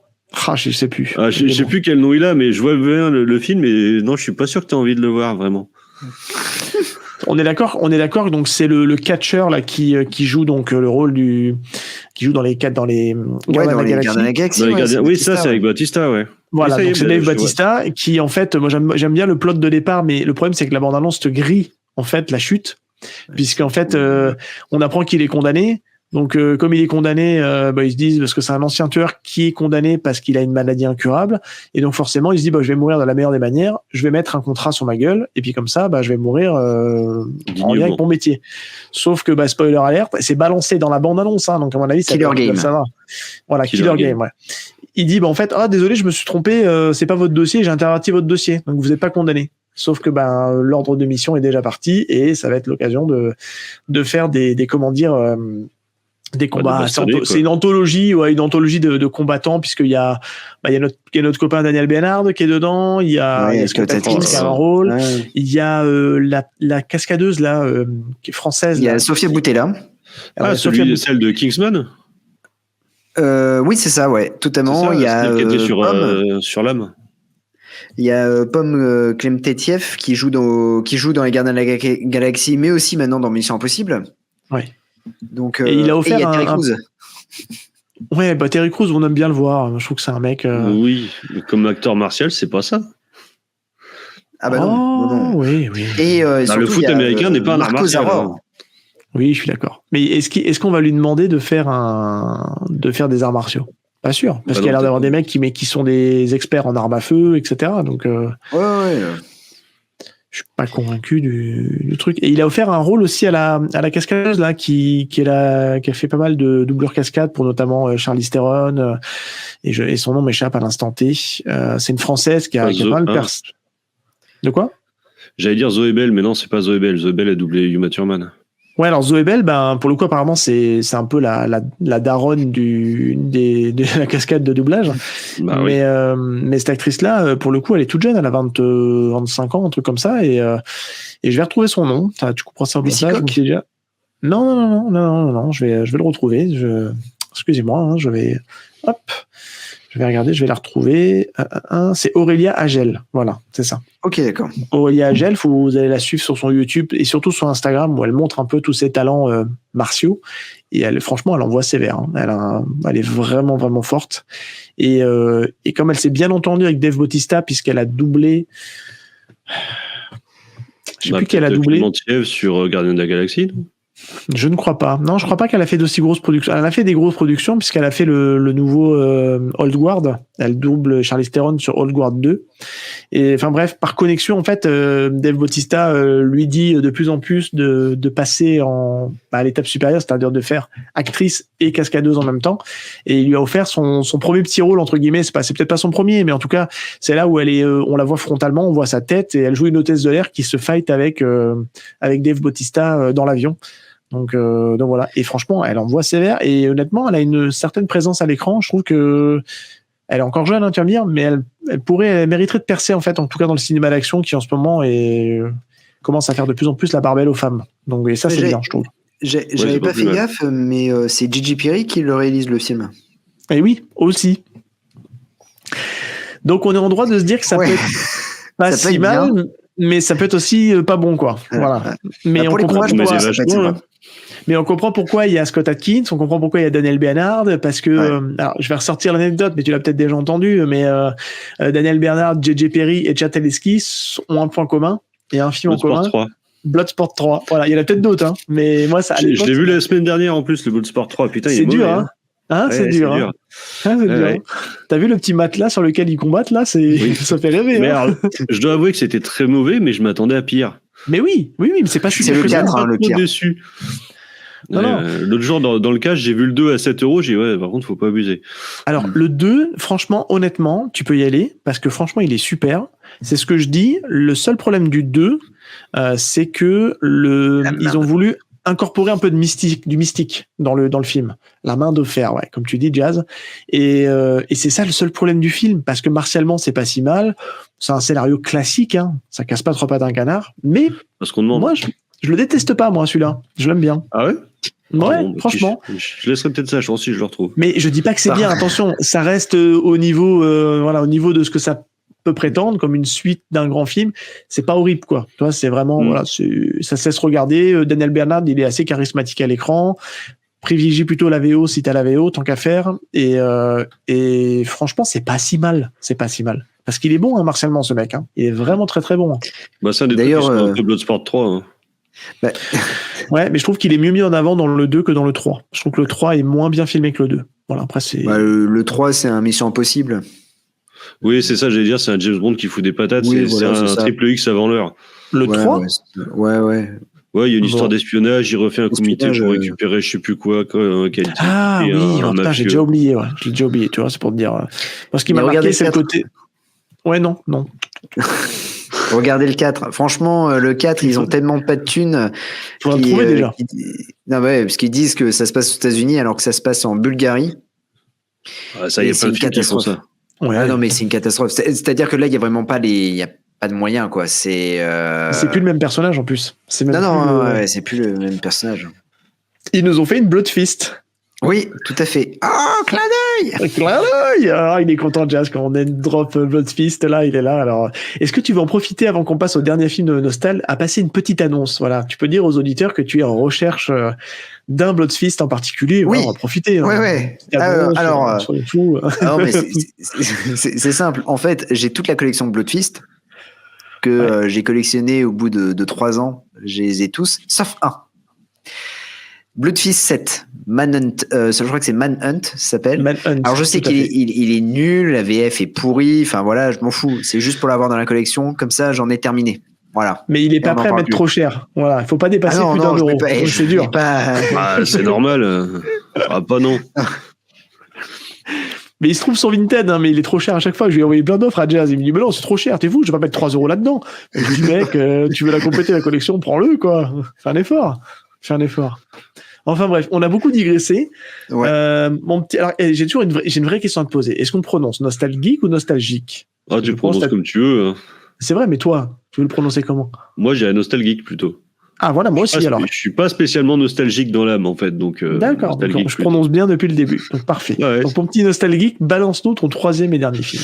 Alors le troisième film, pour le coup, chercher un film assez récent, une découverte assez récente, et il faut reconnaître que dans le cinéma d'action récente, les découvertes étaient plutôt, comment on pourrait dire, déceptives.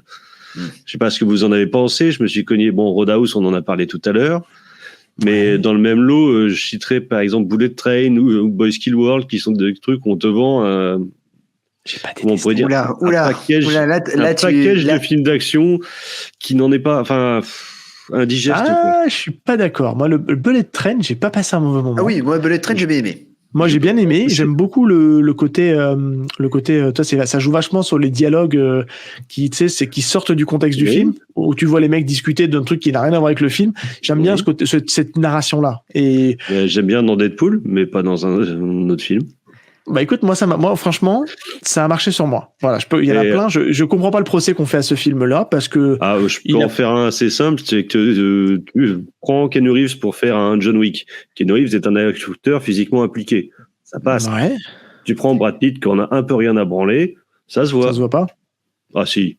Ah tu trouves? Et tu l'as regardé en VO ou en VF? Je l'ai regardé en VF, mais quand je te dis qu'il est pas impliqué, c'est physiquement, hein, c'est pas au niveau de la voix. Hein. Ouais.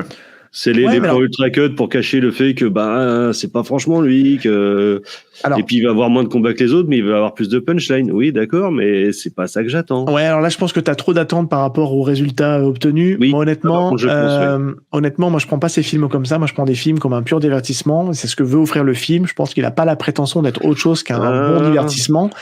Je le prends comme ça, hein. Je me trompe peut-être, mais en tout cas, moi, ça fonctionne parce que je trouve que les dialogues sont bien ciselés, l'action est bonne.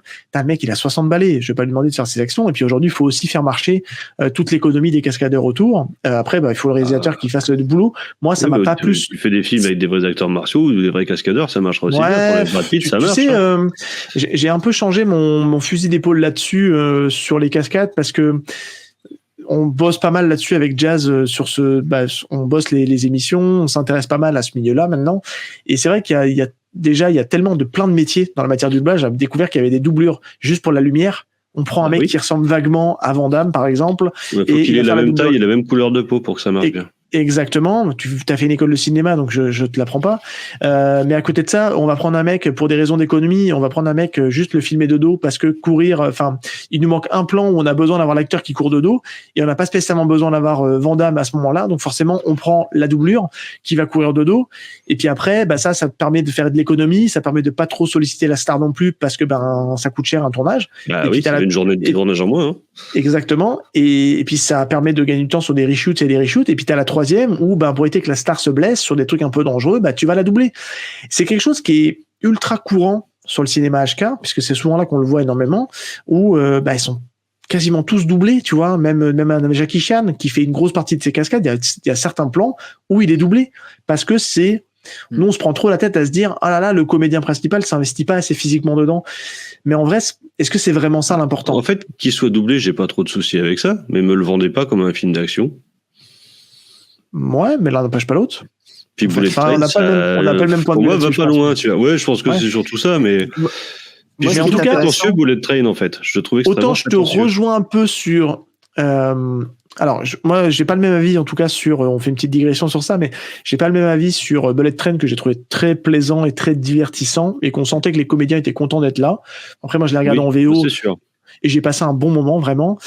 Je suis un peu mitigé sur Boy Killed World, c'est ça? Ouais, c'est ça le titre? Ah ouais, c'est ça, c'est ce film-là. Celui-là, c'est encore pire. Je l'ai pas détesté, mais je sais pas, il y a un souci dans la narration, et puis le twist à la fin. Le twist est débile. Le twist, il n'a aucun putain de sens. Et puis, ça te gâche toute la narration du film.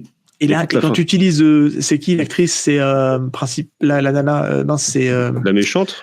Ouais, c'est. C'est Jean Grey. Ouais, Femme Jensen, c'est ça. Elle est là. Cher. Mais alors déjà, son botox se voit moins que dans certains films d'avant où on sentait qu'elle venait juste de passer sur Bistouri. Ça se là, voit on dirait presque Madonna, quoi.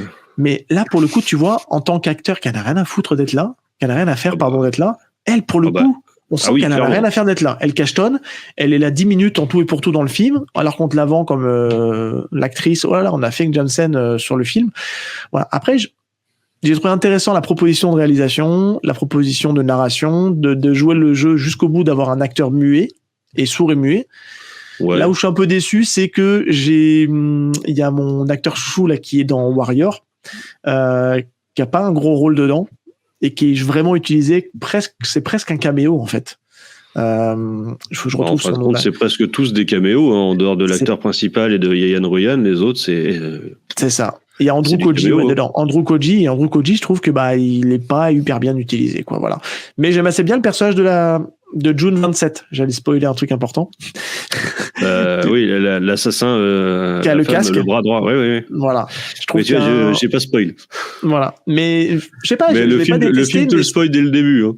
C'est pas un grand film. L'acteur a l'air alors il est doublé sur certaines choses, mais il a l'air de quand même s'amuser et voilà. Bref. Mais bon, c'est pas à la hauteur de ce qu'on nous a promis en tout cas. Mais bref. J'étais un peu déçu de pas mal de choses. Je te laisse parler de ton troisième film. On a un peu digressé, vas-y. Voilà, on a un peu digressé. On a dit du mal d'autres films. Moi, j'ai dit du mal d'autres films. Ouais. Et donc, non, je me suis rabattu sur une proposition française. Je sais. Un film d'action français. Vas-y, dis Seb. Je vais pas te dire une bêtise, mais est-ce qu'il y aurait pas un certain Alban Lenoir? Si, tout à fait. Ok, vas-y, je te laisse l'annoncer. Et c'était Balle perdue, mais le 2. Ben oui. J'ai revu les deux et je me suis dit, en fait, dans le premier, il n'y a pas tant que ça de combat. Il y a la scène où il s'échappe du commissariat où c'est vraiment assez hard. Ouais. Dans cette scène-là, c'est un putain de démon. Mais en fait, il y a quand même plus de vrais combats dans le second que dans le premier. Donc, c'est vrai. C'est très très cool que tu parles de lui. On lance la bande-annonce et j'ai pareil plein de choses à dire sur cet acteur que j'ai redécouvert. Et surtout quand on voit d'où il part. Bref, vas-y. On me lance la bande-annonce et tu nous en parles après. Comment tu te sens? Comme si j'avais traversé un pare-brise. T'as traversé un pare-brise? Risky. Tout le monde le cherche. Marco, il est où? Il s'est enfui. Ils feront bientôt une erreur et je serai là.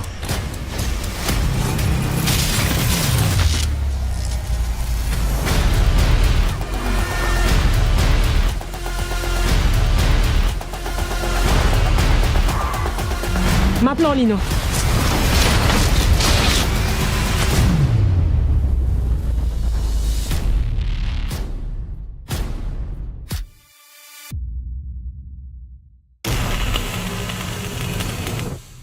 Ce mec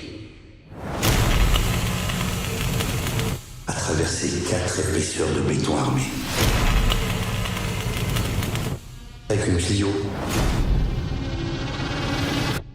J'étais piégé.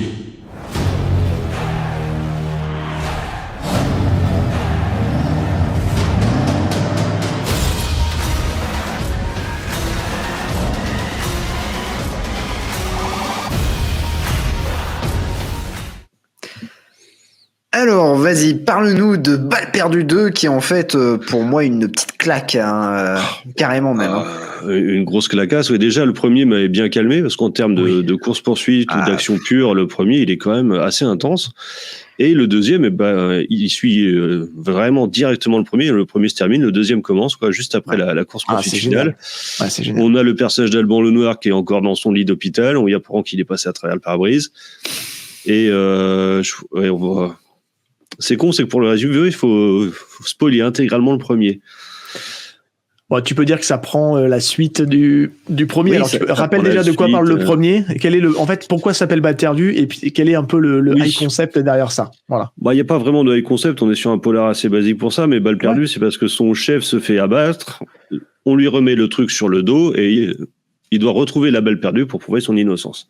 Qui est dans l'ère 18 ou l'ère 25, je sais plus, de son chef. Ouais. Voilà. Et tout le film, c'est une immense course-poursuite, en fait. C'est une immense scène d'action du début à la fin. Ouais. Mais, du coup, les courses-poursuites ou les scènes de fusillade tranchent un petit peu avec le reste. Et ça fait qu'on s'ennuie moins et on a moins le côté répétitif qu'on peut avoir avec d'autres films plus récents, comme je le disais tout à l'heure. On a vraiment une impression de succession de scènes plus ou moins identiques à un petit gimmick près.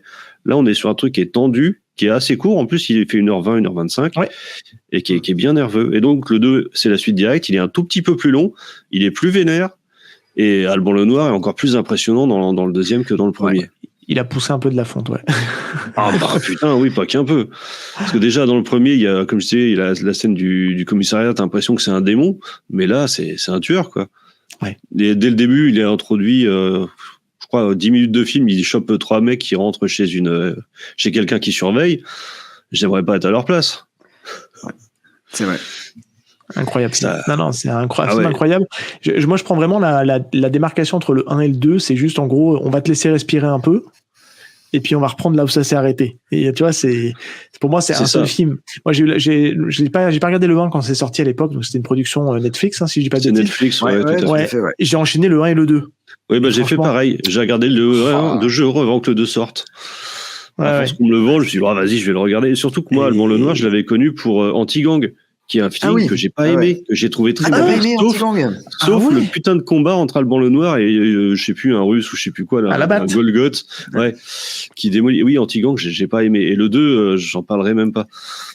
Le 2, j'ai été ultra déçu. Après les 2 balles perdues, je me dis putain, le 2 il va défoncer. Puis, non. En fait, Alban Lenoir est bon, et même quand il fait de la comédie, c'est pas mal, mais le film est c'est un bon acteur. Moi, je le connais, Alban Lenoir, moi, je le connais de HeroCorp.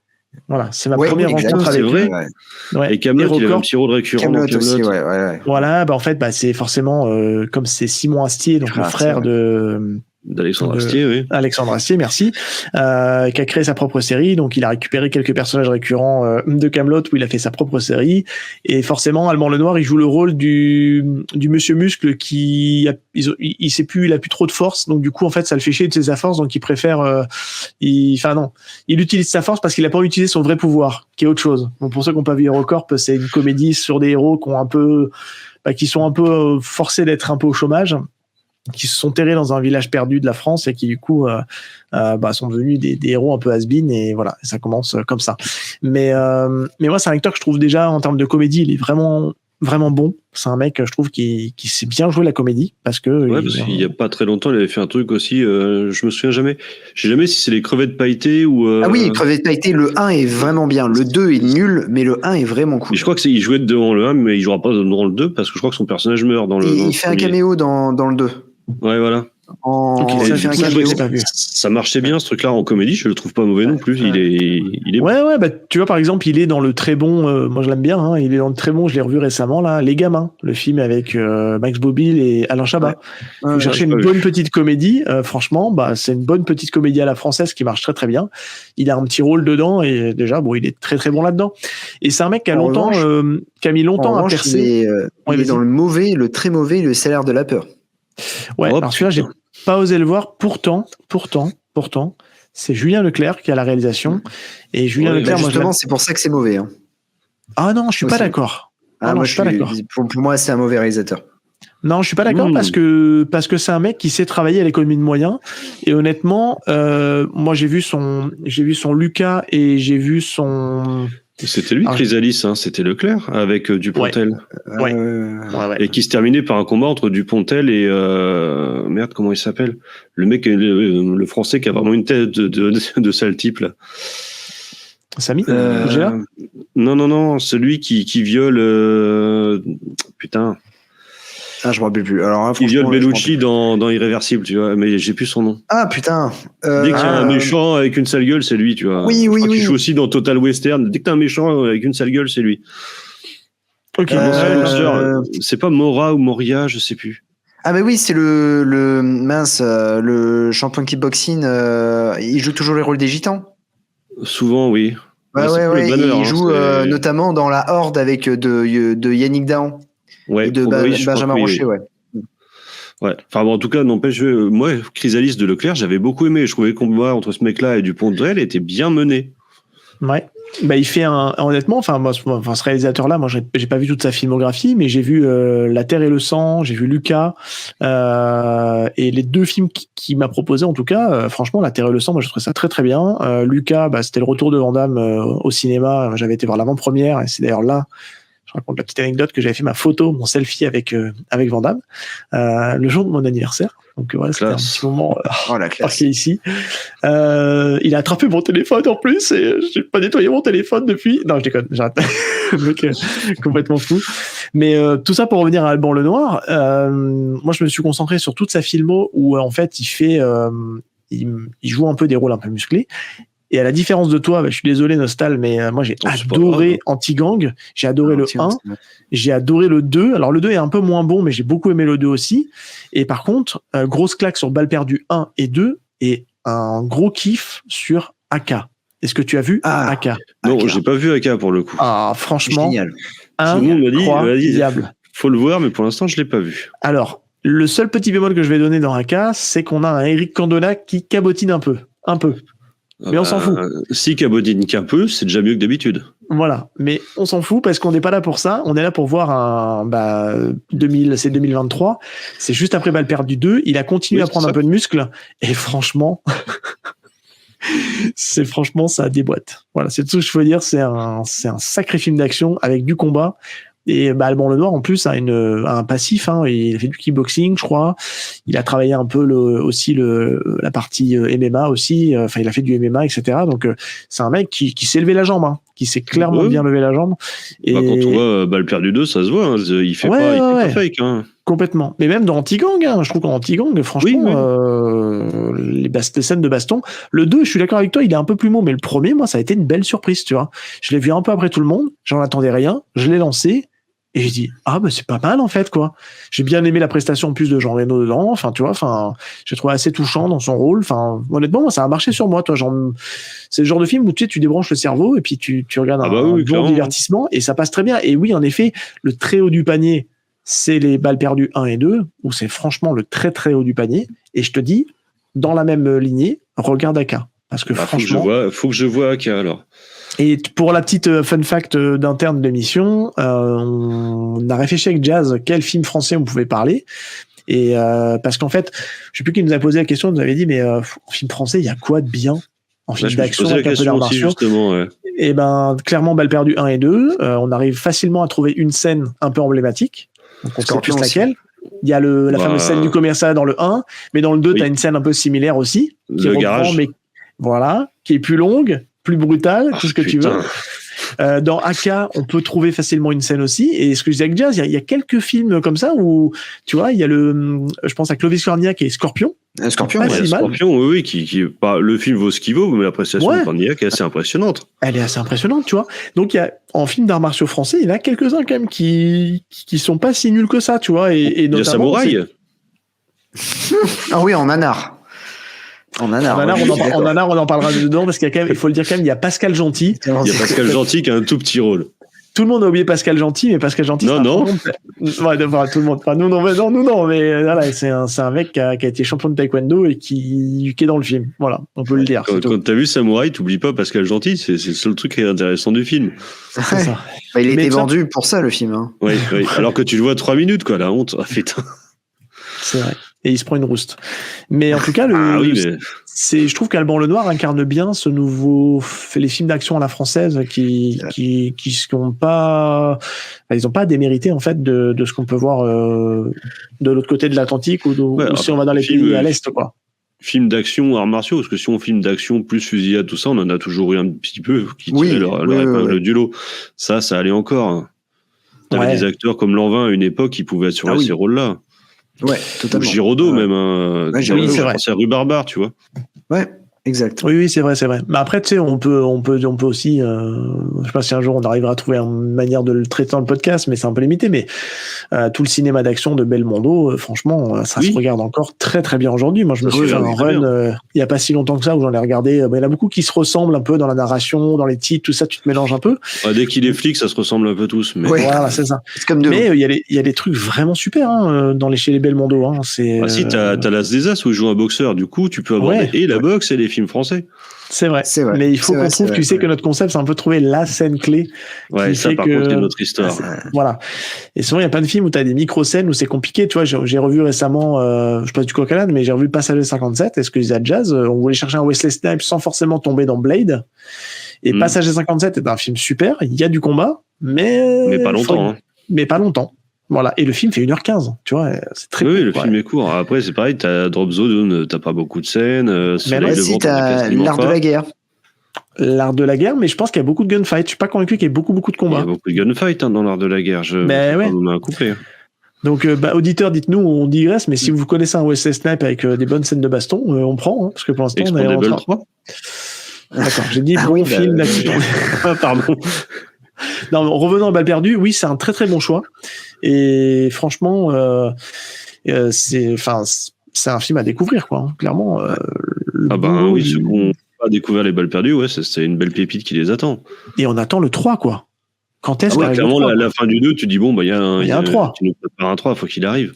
Parce que l'histoire de Balle perdue 2, en fin de compte, c'est que les méchants du 1 sont enfuis et il les cherche. Hein. Ouais. Et donc, il y a d'autres méchants, encore plus méchants, qui lui tombent dessus. Oui, et comme oui. il est encore plus vénère, il les casse encore plus. C'est assez simple à que... pitcher, en fin de compte. Ouais, et puis je trouve qu'il est vraiment super dans Balle perdue, c'est que c'est bon, forcément, ça donne la belle place à Alban Lenoir, mais il y a plein de second rôles super sympas. Enfin, franchement, c'est dans le 1, tu vois, bon, il y a Ramzi Bedia qui m'a surpris. Ben moi aussi. Franchement, il est pas mal. Hein. Il a mais oui, il a fait venir son pote Sébastien Lalanne de HeroCorp que je n'ai pas reconnu parce qu'il a une barbe, tout ça, et j'ai pas reconnu que c'était lui. Et il y a le très bon Nicolas Duvauchel aussi, que j'aime beaucoup cet acteur. Enfin, toi, franchement, c'est plein de petits second rôles.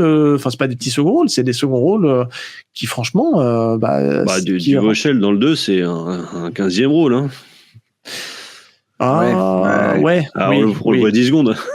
Oui, mais je pense qu'il aurait une place plus importante dans le 3, quoi. Ah bah oui, forcément, c'est lui le lapin. Voilà. Mais c'est un super film, franchement. D'ailleurs, je crois qu'ils sont toujours sur Netflix, hein, si je dis pas de bêtises. Ouais, de toute façon, c'est une prod Netflix, donc c'est une prod Netflix, donc ça va rester. Et les Anti-Gangs, c'est des prods Disney+. Ouais. Alors, le 2 est une prod Disney+. Le 2, c'est une prod Disney+. Le parce premier, il est sur Disney+, mais c'est pas une prod Disney+. Alors, maintenant, ils y sont tous les deux, mais moi, je sais qu'à l'époque, quand ils ont teasé le Anti-Gang 2, et j'étais dans ma période où je me mangeais tous les Alban Lenoir en film d'action, et je voulais voir le 1. Et le 1, à l'époque, il n'y était pas. Donc, j'ai été obligé de le louer pour le voir et ensuite aller voir le Anti-Gang 2. Donc voilà. Mais maintenant, ils sont tous les deux. Mais le premier n'était pas une production Disney+, quoi, en tout cas. Non, le premier, c'est pas Disney+. Je me demande si c'est même pas du EuropaCorp, tiens. Pas sûr à 100%, mais... Peut-être, mais je mettrai pas ma main à couper sur moi ça. Non, moi non plus. Alors, mets un doigt à la limite. Mets un doigt à couper. EuropaCorp, on peut s'en moquer, mais en termes de films de genre français, ils ont quand même essayé quelque chose. C'est pas toujours réussi, mais t'as des trucs quand même sans ça, on n'aurait pas eu le baiser mortel du dragon ou même des trucs comme Banlieue 13. Ça vaut ce que ça vaut, mais j'ai failli sélectionner Banlieue 13 pour tout vous dire à un moment donné. Ça m'aurait pas choqué et je t'aurais dit, moi j'ai pas détesté Banlieue 13. Hein. J'aime bien Banlieue 13. Bah moi aussi. Vraiment, c'est un plaisir coupable. Je pense que le premier, le deuxième, c'est un plaisir très coupable. Mais ouais, le deuxième, ils ont voulu faire un truc plus grand, plus fort, plus tout ce que tu veux, et au final, bon. C'est SND Anti-Gang. SND, donc M6. M6, ouais. C'est M6, ouais, qui est derrière ça, ouais. Ouais, tout à fait. Mais oui, non, on a plein de films d'action qui sont français et qui, pour le coup, méritent d'être regardés. Il n'y a pas que les Américains. Et on sait faire aussi des films d'action. On a alors je sais on a quelques bons réals de films d'action en France. Oui, non, mais Le Terrier. Oui. Pierre Morel. Pierre Morel, va le chercher. Pierre Morel. Et je sais plus qui avait fait le baiser du mortel du dragon, mais j'aime bien aussi. Tu vois, c'est Christian. Un peu plus. C'est Christian, il a un style plus crasseux, mais ce n'est pas un bon réal. Je le tiens. Tu l'as revu récemment, le baiser mortel du dragon ? Oui. Bah, je m'attendais à ce que ce soit plus nul que ça. Ouais, alors, est-ce qu'il est peut-être drivé ? J'en sais rien, parce que... Mais ce que j'aimais du baiser mortel du dragon, c'est vraiment le côté crado, en fait, qu'on ne voyait pas dans les prods EuropaCorp habituels. Bon, je t'invite à regarder son film qui s'appelle Blood Fight, si je dis pas de bêtises, ou qui est retitré Lady Blood de Lady Kickboxer, non pas Lady Kickboxer, ou Lady Blood Fight, ouais c'est ça. Voilà, je t'invite à le regarder, c'est lui qui le réalise. Hein. Tu peux le trouver sur Pluto TV gratuitement. Je crois ça sent le bon film ça. Il est aussi sur Prime Video. Voilà. Attends, parce que ça me dit quelque chose, ça Lady Blood Fight. Je me demande si je l'ai pas vu. Attends, faut que je vois l'affiche. Bah c'est Chris Naron et c'est vraiment pas terrible. Hein. Déjà comme ça sur Prime Video avec des nanas qui se battent dans des arènes. Ah, ouais, mais c'est ça. C'est vraiment pas, c'est pas bien filmé. Hein. Franchement. Ah si c'était ça, c'était vraiment à chier, oui. Bah c'est Chris Naron, mec. Et c'est vraiment pas bien filmé. Blood the Last Vampire, c'était pas top. Hein. C'est lui qui l'a fait ça aussi. Bon ouais. Oh mon dieu. Mais il faut lui. Ah c'est pas ce film-là que j'ai vu, c'était un autre qui était tout aussi nul, je suppose. Bon, ok, Chris Naron, c'est peut-être pas un très bon alors. Non, et puis honnêtement, je trouve c'est peut-être son meilleur film, du coup, Le Baiser mortel du dragon. Mais après, tout le reste. Ouais, parce qu'en fait, après, ça a vite tombé très bas, parce que il fait une contre-performance avec L'Empire des loups. Il y a Jocelyn Kirvin et Jean Reno. Une sorte de Les Rivières pourpres. C'était Les Rivières pourpres, dans un autre univers, un autre background, on va dire. Et ça a pas du tout marché. Et après, il a fait une carrière aux États-Unis avec Blood the Last Vampire qui a pas du tout marché. Et après, il a une traversée du désert et en 2016, il fait Blood Fight en fait. Ouais, j'ai vu ça. Ouais, d'accord. Non, bon, ok, il est pas bon. Mais Pierre Morel. Je peux faire Bullet Train, dis donc. Mais Pierre Morel, par exemple, c'est un super réal qui te sort un Taken. Et ensuite il va te sortir un film qui est pas mauvais pourtant, et ça a été je trouve qu'il était vachement bien rythmé. C'était From Paris with Love avec John Travolta. Oui, c'était super drôle. Il était vraiment cool.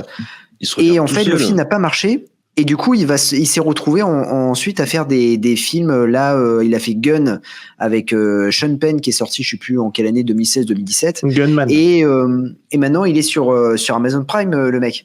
Parce que là, il sort un dernier film avec Kate Beckinsale. Tu sais très bien que si t'as Kate Beckinsale dans le film, c'est pas bon.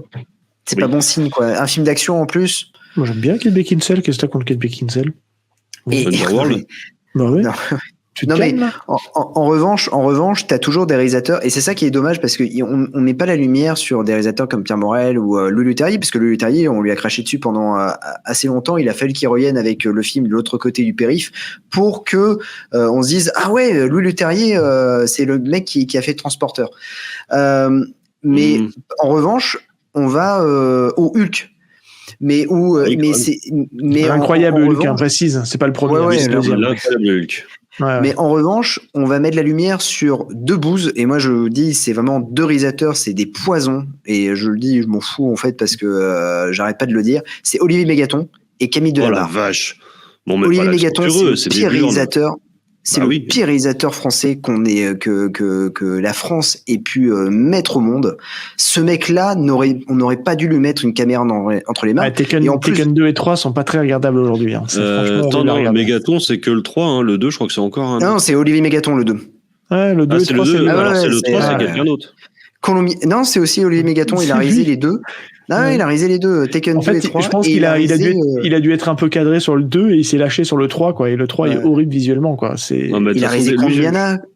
Son premier film, c'était un truc avec Jean-Marc Barr, je crois, La Sirène ou je sais plus quoi. C'était voilà. Non, lui, c'est une film, on met pas l'accent sur lui. Ah ben justement, mais le problème, c'est qu'en fait, on met pas. Mais il est énormément pris quand il y a un film d'action français. On va le retrouver à la caméra. Ça devient. Ouais. Ah oui, il a une filmographie, ce mec. Tu sais pas. Transporteur 3. Oui, ah bah voilà, lui c'était Transporteur 3, pardon. Des Transporteurs 3. Tu vois la différence, hein. Tu passes de Le Terrier à Mégaton, c'est une catastrophe. Et Camille Delabarre, il suit le même chemin, le mec. Il a fait quoi, celui-là? Il a fait. Est-ce que vous vous rappelez, c'est le remake de Banlieue 13 avec Paul Walker. Oh la vache, oui. Brick Mansion. Oh la vache. C'est ça, ouais. Oh. Voilà. Et le mec. C'était vraiment Banlieue 13, mais en plus creux. C'est ça. Sans les talents martiaux des personnages, quoi. Ouais, oui. Et il suit le même parcours. J'essaie de voir ce qu'il fait, mais je crois qu'il joue il tourne un film là actuellement, mais c'est une catastrophe. Ce mec-là. En France, on a Xavier Jean aussi qui est pas mauvais quand même. Qui est très bien. Ouais. Le très bon. D'ailleurs, il faudra qu'on en parle. Tiens, on parlait de film d'action et de baston. Il y a son très très bon film de Muay Thai là. J'ai pas vu encore. Je vois ce que c'est, mais je l'ai pas vu. Farang. Oh, tu l'as pas vu? Ah bah franchement. Non, je l'ai pas vu encore. Ah bah tu peux y aller. C'est d'une violence. Il faudra qu'un jour qu'on en parle. C'est ce que j'ai cru voir. Oui. Il faudra qu'on en parle. Je trouve que cet acteur, on est en full digression, on est en fin d'épisode, c'est pas grave, on fait du name drop, mais moi j'ai beaucoup aimé son Sous la scène, je tiens à le dire tout de suite, et je trouve que Nassim Liès, c'est un futur grand. Il a quelques années, ce mec-là, maintenant, il doit avoir une trentaine d'années, mais il a une physicalité, ce mec, à l'écran, je trouve qu'il est juste assez maboule. Il joue, je trouve qu'il joue bien. Il est juste dans sa façon de jouer. Et dans Farang, pop. Quand on dit, voilà, est-ce que tu es capable de citer un film d'arts martiaux français, etc., bah putain, Farang, il est dans le top 5, hein. Mais sans problème, hein. Sans problème. C'est incroyable ce qu'il fait dedans. Ce film est d'une violence. Et, c'est un truc de fou. Faut que je le vois aussi celui-là alors. Ouais. Franchement, Farang, sans problème. Hein. T'y vas les yeux fermés. Et tiens, ça me revient aussi, puisque tout à l'heure on parlait aussi de Le Terrier, tu dis il est surtout revenu avec de l'autre côté du périph', mais le problème de Le Terrier, c'est qu'il s'est flingué tout seul à un moment donné aussi. Avant de faire Les Insaisissables, il a fait Grimsby. Ah oui, c'est vrai. Il s'est auto-flingué. Ouais. Pour moi, c'est son chef-d'œuvre, hein, mais non, mais tous ceux qui ont participé à Grimsby, l'année d'après, c'était compliqué. Hein. Oui, c'est lui aussi qui a fait le très mauvais Choc des Titans. Tu vois, mais ça a marché, le Choc des Titans. Ouais, puis je dirais pas jusqu'à très mauvais, très fade peut-être, mais très mauvais. Ouais, fade, t'as raison, excuse-moi. Je suis un peu dur. Moi, j'aimerais bien les retrouver pour les voir avec les gamins. Je suis sûr que ça leur plairait au moins pour voir le côté un peu mythologique, sympa comme ça, tu vois. Oui, le 1. De toute façon, le 2, c'est le même que le 1, quasiment de mémoire. Oui, voilà. Il faudrait que je revoie, parce que c'est vrai qu'à l'époque, c'était TMDJC qui nous en avait parlé. Il faudrait que je revoie son Danny the Dog, tu vois, clairement, parce que je l'ai vu il y a très longtemps. Il faudrait que je lui redonne sa chance, qu'à l'époque, il m'est pas beaucoup plu. Donc, moi non plus, on va être d'accord, je l'ai pas aimé non plus. Voilà. C'était pas foufou. Je trouve le scénario trop bessonien, si tu veux. Ça tient sur un timbre-poste, hein. Ouais. D'accord. Mais le film a bien marché, donc, tu te dis, bon. Je crois que les scènes de combat étaient pas si mal. Mais oui, qu'est-ce que Atkins dedans? Ah, encore? De toute façon, dès qu'est-ce que Atkins, il est bon. Au départ, moi, je voulais parler d'Avengement la dernière fois. Eh oui. Mais bon, il a été repris par quelqu'un qui avait du goût aussi. Attends, tu vas pas me dire que t'as d'autres Scott Atkins que tu peux pas dropper quand même? Non, mais je peux t'en dropper un paquet, en fait, mais. Bah ouais. Ne serait-ce que le Undisputed 3, Boyka. Moi, les Accident Man, j'aime bien les deux. Les Debt Collector. Moi aussi. Ouais, carrément. Il y a One More Shot, One Shot, One More Shot. Enfin, on peut en dropper plein. Des Scott Atkins qui sont bons. Je les ai pas vus, ceux-là. Tu les as pas vus? C'est dommage. Les One Shot, c'est pas mal. Ils sont vraiment pas mal. Même dans One More Shot, t'as... Merde, comment il s'appelle? The Substitute. Michael J. White. Ah, tu parles de Tom Béranger, toi. Tom Béranger, voilà. Ça m'a fait plaisir de revoir Tom Béranger. Ouais, il cachetonne, là, hein, clairement. Oui, il cachetonne, mais bon, ça m'a fait plaisir de le revoir, tu vois. Bah, si tu veux le revoir, il est dans la saga Sniper. Ils en sont au 8e. Oui, attends, déjà, je finis la saga The Substitute. Là, je suis au 4e. Allez, alors, on digresse, mais. Ah oui, on digresse pas mal. Ouais. Non, mais moi j'ai bien aimé la reprise de la saga avec Treat Williams. Je trouvais que c'était plutôt pas mal, et même le 3, ça bastonne, même si je pense que Treat Williams se fait doubler. Ah oui. Je trouve que c'est plutôt pas mal. Et le 4, bien, tu vois où le budget est un peu limité, c'est pas si dégueu que ça. Non, moi, c'est une série que je redécouvre et je me dis, finalement, c'est pas mal. Hein. Et j'aime bien Treat Williams. Hein. J'ai un parti pris. J'aime beaucoup Treat Williams. Quand je le vois dans un film, en général, je passe un bon moment, tu vois. J'aime assez bien aussi l'acteur, ouais. Ça va finir en bonus, cette histoire-là. On n'a pas de bonus dans l'émission, mais presque 20 minutes de digression. On pourrait presque faire un bonus d'après générique, comme certains savent très bien le faire dans le podcast. Après, moi, si tu me laisses parler de films que j'aime, la liste est longue. Hein. Oui, c'est vrai qu'il faudra un jour faire une émission, un live plus, parce que tu vois, le live se prête peut-être plus à digresser. Aux digressions, oui, carrément. Ouais, puis à réagir avec les gens, parce que clairement, tu vois, on a la chance d'avoir un peu d'auditeurs qui viennent se connecter. Il faudra qu'on essaie un de ces 4 jazz, qu'on teste un peu nos auditeurs c'est chaud, hein. en version live, voir un petit peu ce que ça peut donner. Moi, je m'y suis exercé il y a une petite semaine de ça, là, au moment où on enregistre, avec l'ami Manga Badass, qui sera dans l'émission aussi, enfin, qui est, au moment où on enregistre, l'émission est déjà sortie, je pense, enfin, au moment où cette émission-là sortira. Oh, c'est compliqué la timeline, hein, ce soir. Enfin, bref. et du coup, on a fait un live avec lui, et pour le coup, tu vois, c'était cool, quoi, parce que clairement, t'as les auditeurs qui réagissent, il y avait une 20aine de personnes sur le live, tu vois, c'est déjà vachement bien, je trouve. Vous l'aviez indiqué que vous faisiez un live? Pas du tout. Pas du tout. Comme il l'a dit, il a fait c'était chez lui, hein, sur sa chaîne. Il a fait un live complètement sauvage entre midi et 2. C'était où j'étais dispo. Et puis, du coup, on s'est mis. Puis les gens sont venus naturellement. Parce que, il a quand même pas mal d'abonnés sa chaîne YouTube. Donc, les gens sont abonnés, sont notifiés quand il vient en live. Et du coup, forcément, il y avait un petit peu de monde, quoi. Donc, c'était plutôt intéressant, pour le coup. Ok. Bah oui, ça peut être sympa en live, c'est clair. Ça peut être très sympa, ouais, à tester. Mais on sera plus sur YouTube que Twitch, tu vois, parce que clairement, Twitch, c'est plus compliqué. Là, tu vois, avec le setup StreamYard, on peut en plus assez facilement exporter ça sur YouTube. Et du coup, avoir c'est la pratique. Ouais. Après, clairement. Pour exporter sur YouTube, faut peut-être habiller un peu quand même, parce que c'est un peu tristoun. Oui, peut-être qu'on comptera peut-être sur toi pour te faire un habillage. Si vous avez besoin, c'est avec plaisir. Ah, ça serait cool. Voilà, merci. Ouais, on fait pas de la SMR non plus, vous êtes pas obligé de chuchoter, putain, ça me stresse. Et bienvenue dans iKick dans ton podcast. Le podcast qui fait les pieds où il veut. Et c'est souvent dans les oreilles. Cette fin d'émission part en cacahuète. Bon, et il faut que tu conclues, Jazz, hein, parce que c'est toi le maître, le timekeeper, tout ça, là, c'est toi, il faut que tu conclues, là. C'est moi qui bu, c'est vous qui vrillez, quoi. On se tape. Est-ce que tu as des choses à ajouter sur Balle perdue 2 ou on en a bien parlé? Faut voir Balle perdue 2, tu vois, et puis il faut pas aller voir Bullet Train. Ouais, d'accord, ok. Bon. Reste tranquille. Hiroyuki Sanada dedans. Il est bien dedans, Hiroyuki Sanada. Oh. Oui, j'aime bien Hiroyuki Sanada, mais il faut pas qu'il traîne là-dedans. Ni dans Mortal Kombat. Ah oui, je suis d'accord. Pas vu encore. Le vois pas. Et quelles sont tes actus, Nostal? Mes actus, là à l'heure où on enregistre, hier j'ai enregistré un nouveau Nostalcache qui devrait sortir donc sur YouTube et chez Galaxy Pop, sur le flux podcast de Galaxy Pop d'ici la semaine là, le temps que je fasse un petit habillage, un truc comme ça, donc peut-être ce week-end. Donc on voit ta tête dans celui-là ou c'est toujours ta main? Dans celui-là on voit ma tête. Non, on m'a reproché le format vertical, donc j'ai mis un format horizontal, mais du coup on voit ma tronche. Ah, on t'a reproché le format. Non, on me l'a reproché gentiment. Hein, c'est une blague quand je dis ça. Parce que moi j'en ai fait 3 en format vertical et en vrai on n'a pas eu trop de retours là-dessus. Enfin les gens. C'est que je l'ai publié sur YouTube en vertical, donc j'ai eu un retour d'un copain. Vertical sur YouTube, c'est pas ouf.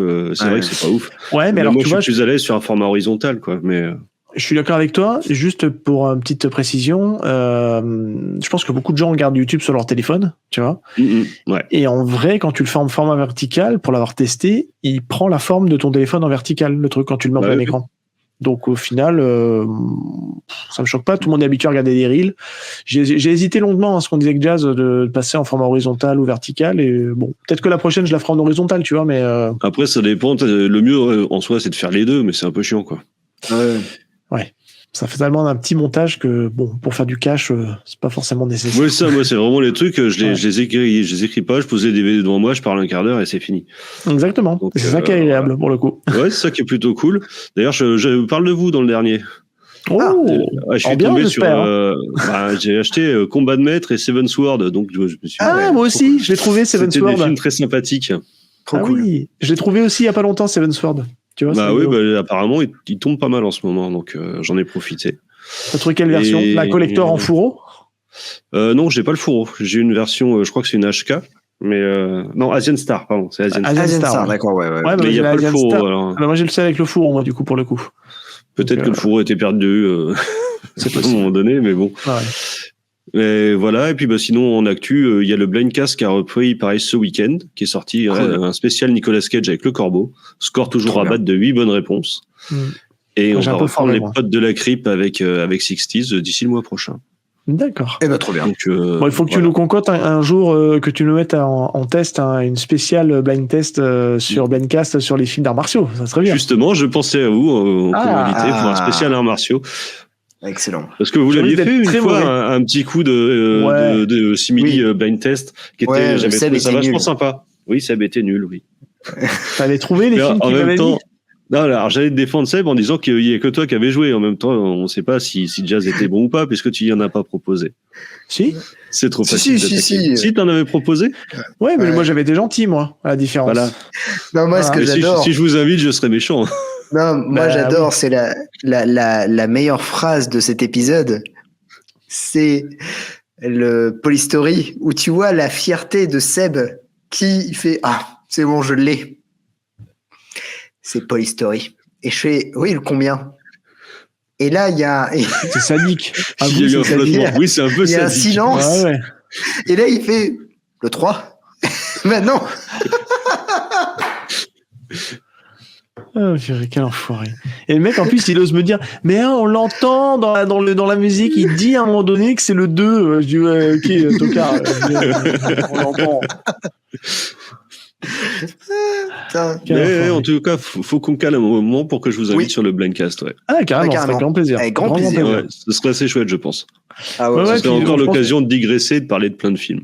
Oui, et puis je pense qu'on sera complémentaires, parce que pour le coup, Jazz est meilleur que moi sur les BO de films.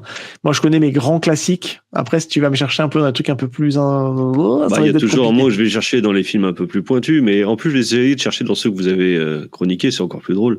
Ah oui, mais histoire de bien se planter et de montrer qu'on connaît pas nos films, quoi. Ouais, merci. Merci. Là, je me disais, par exemple, si je vous cherchais des musiques de Blood and Bones, c'est pas sympa de ma part de faire ça. Ouf, putain, ouais. Ah ouais, parce que la Blood and Bones, waouh. Ah ouais, elle marque pas les esprits, hein. Non, clairement pas même. Clairement pas. Mais oui, ça peut être cool de se tester, en tout cas. Parce que franchement, ça peut être carrément cool. Ouais, carrément. Ce serait sympa, donc le rendez-vous va se prendre. Exactement, faudra trouver ça un soir. Ça peut être bien. Ouais. Carrément. Boum. Écoute, ça marche. Super épisode. En audio et vidéo, ça, c'est trop cool. Digression, à donf, mais ça fait plaisir. C'était un épisode totalement chill. Tu reviens quand tu veux, en tout cas. Ah bah ça c'est gentil. C'est avec grand plaisir. Seb, on se retrouve prochainement pour un prochain film. Là, niveau planning, je ne sais pas où on sera. Moi non plus. Mais ça sortira quand ça sortira. Ça sortira, voilà. Bon, les amis, je vous dis à très bientôt pour un nouvel épisode de High Kick dans tes films préf. Tchuss. Salut à tous. Ciao tout le monde.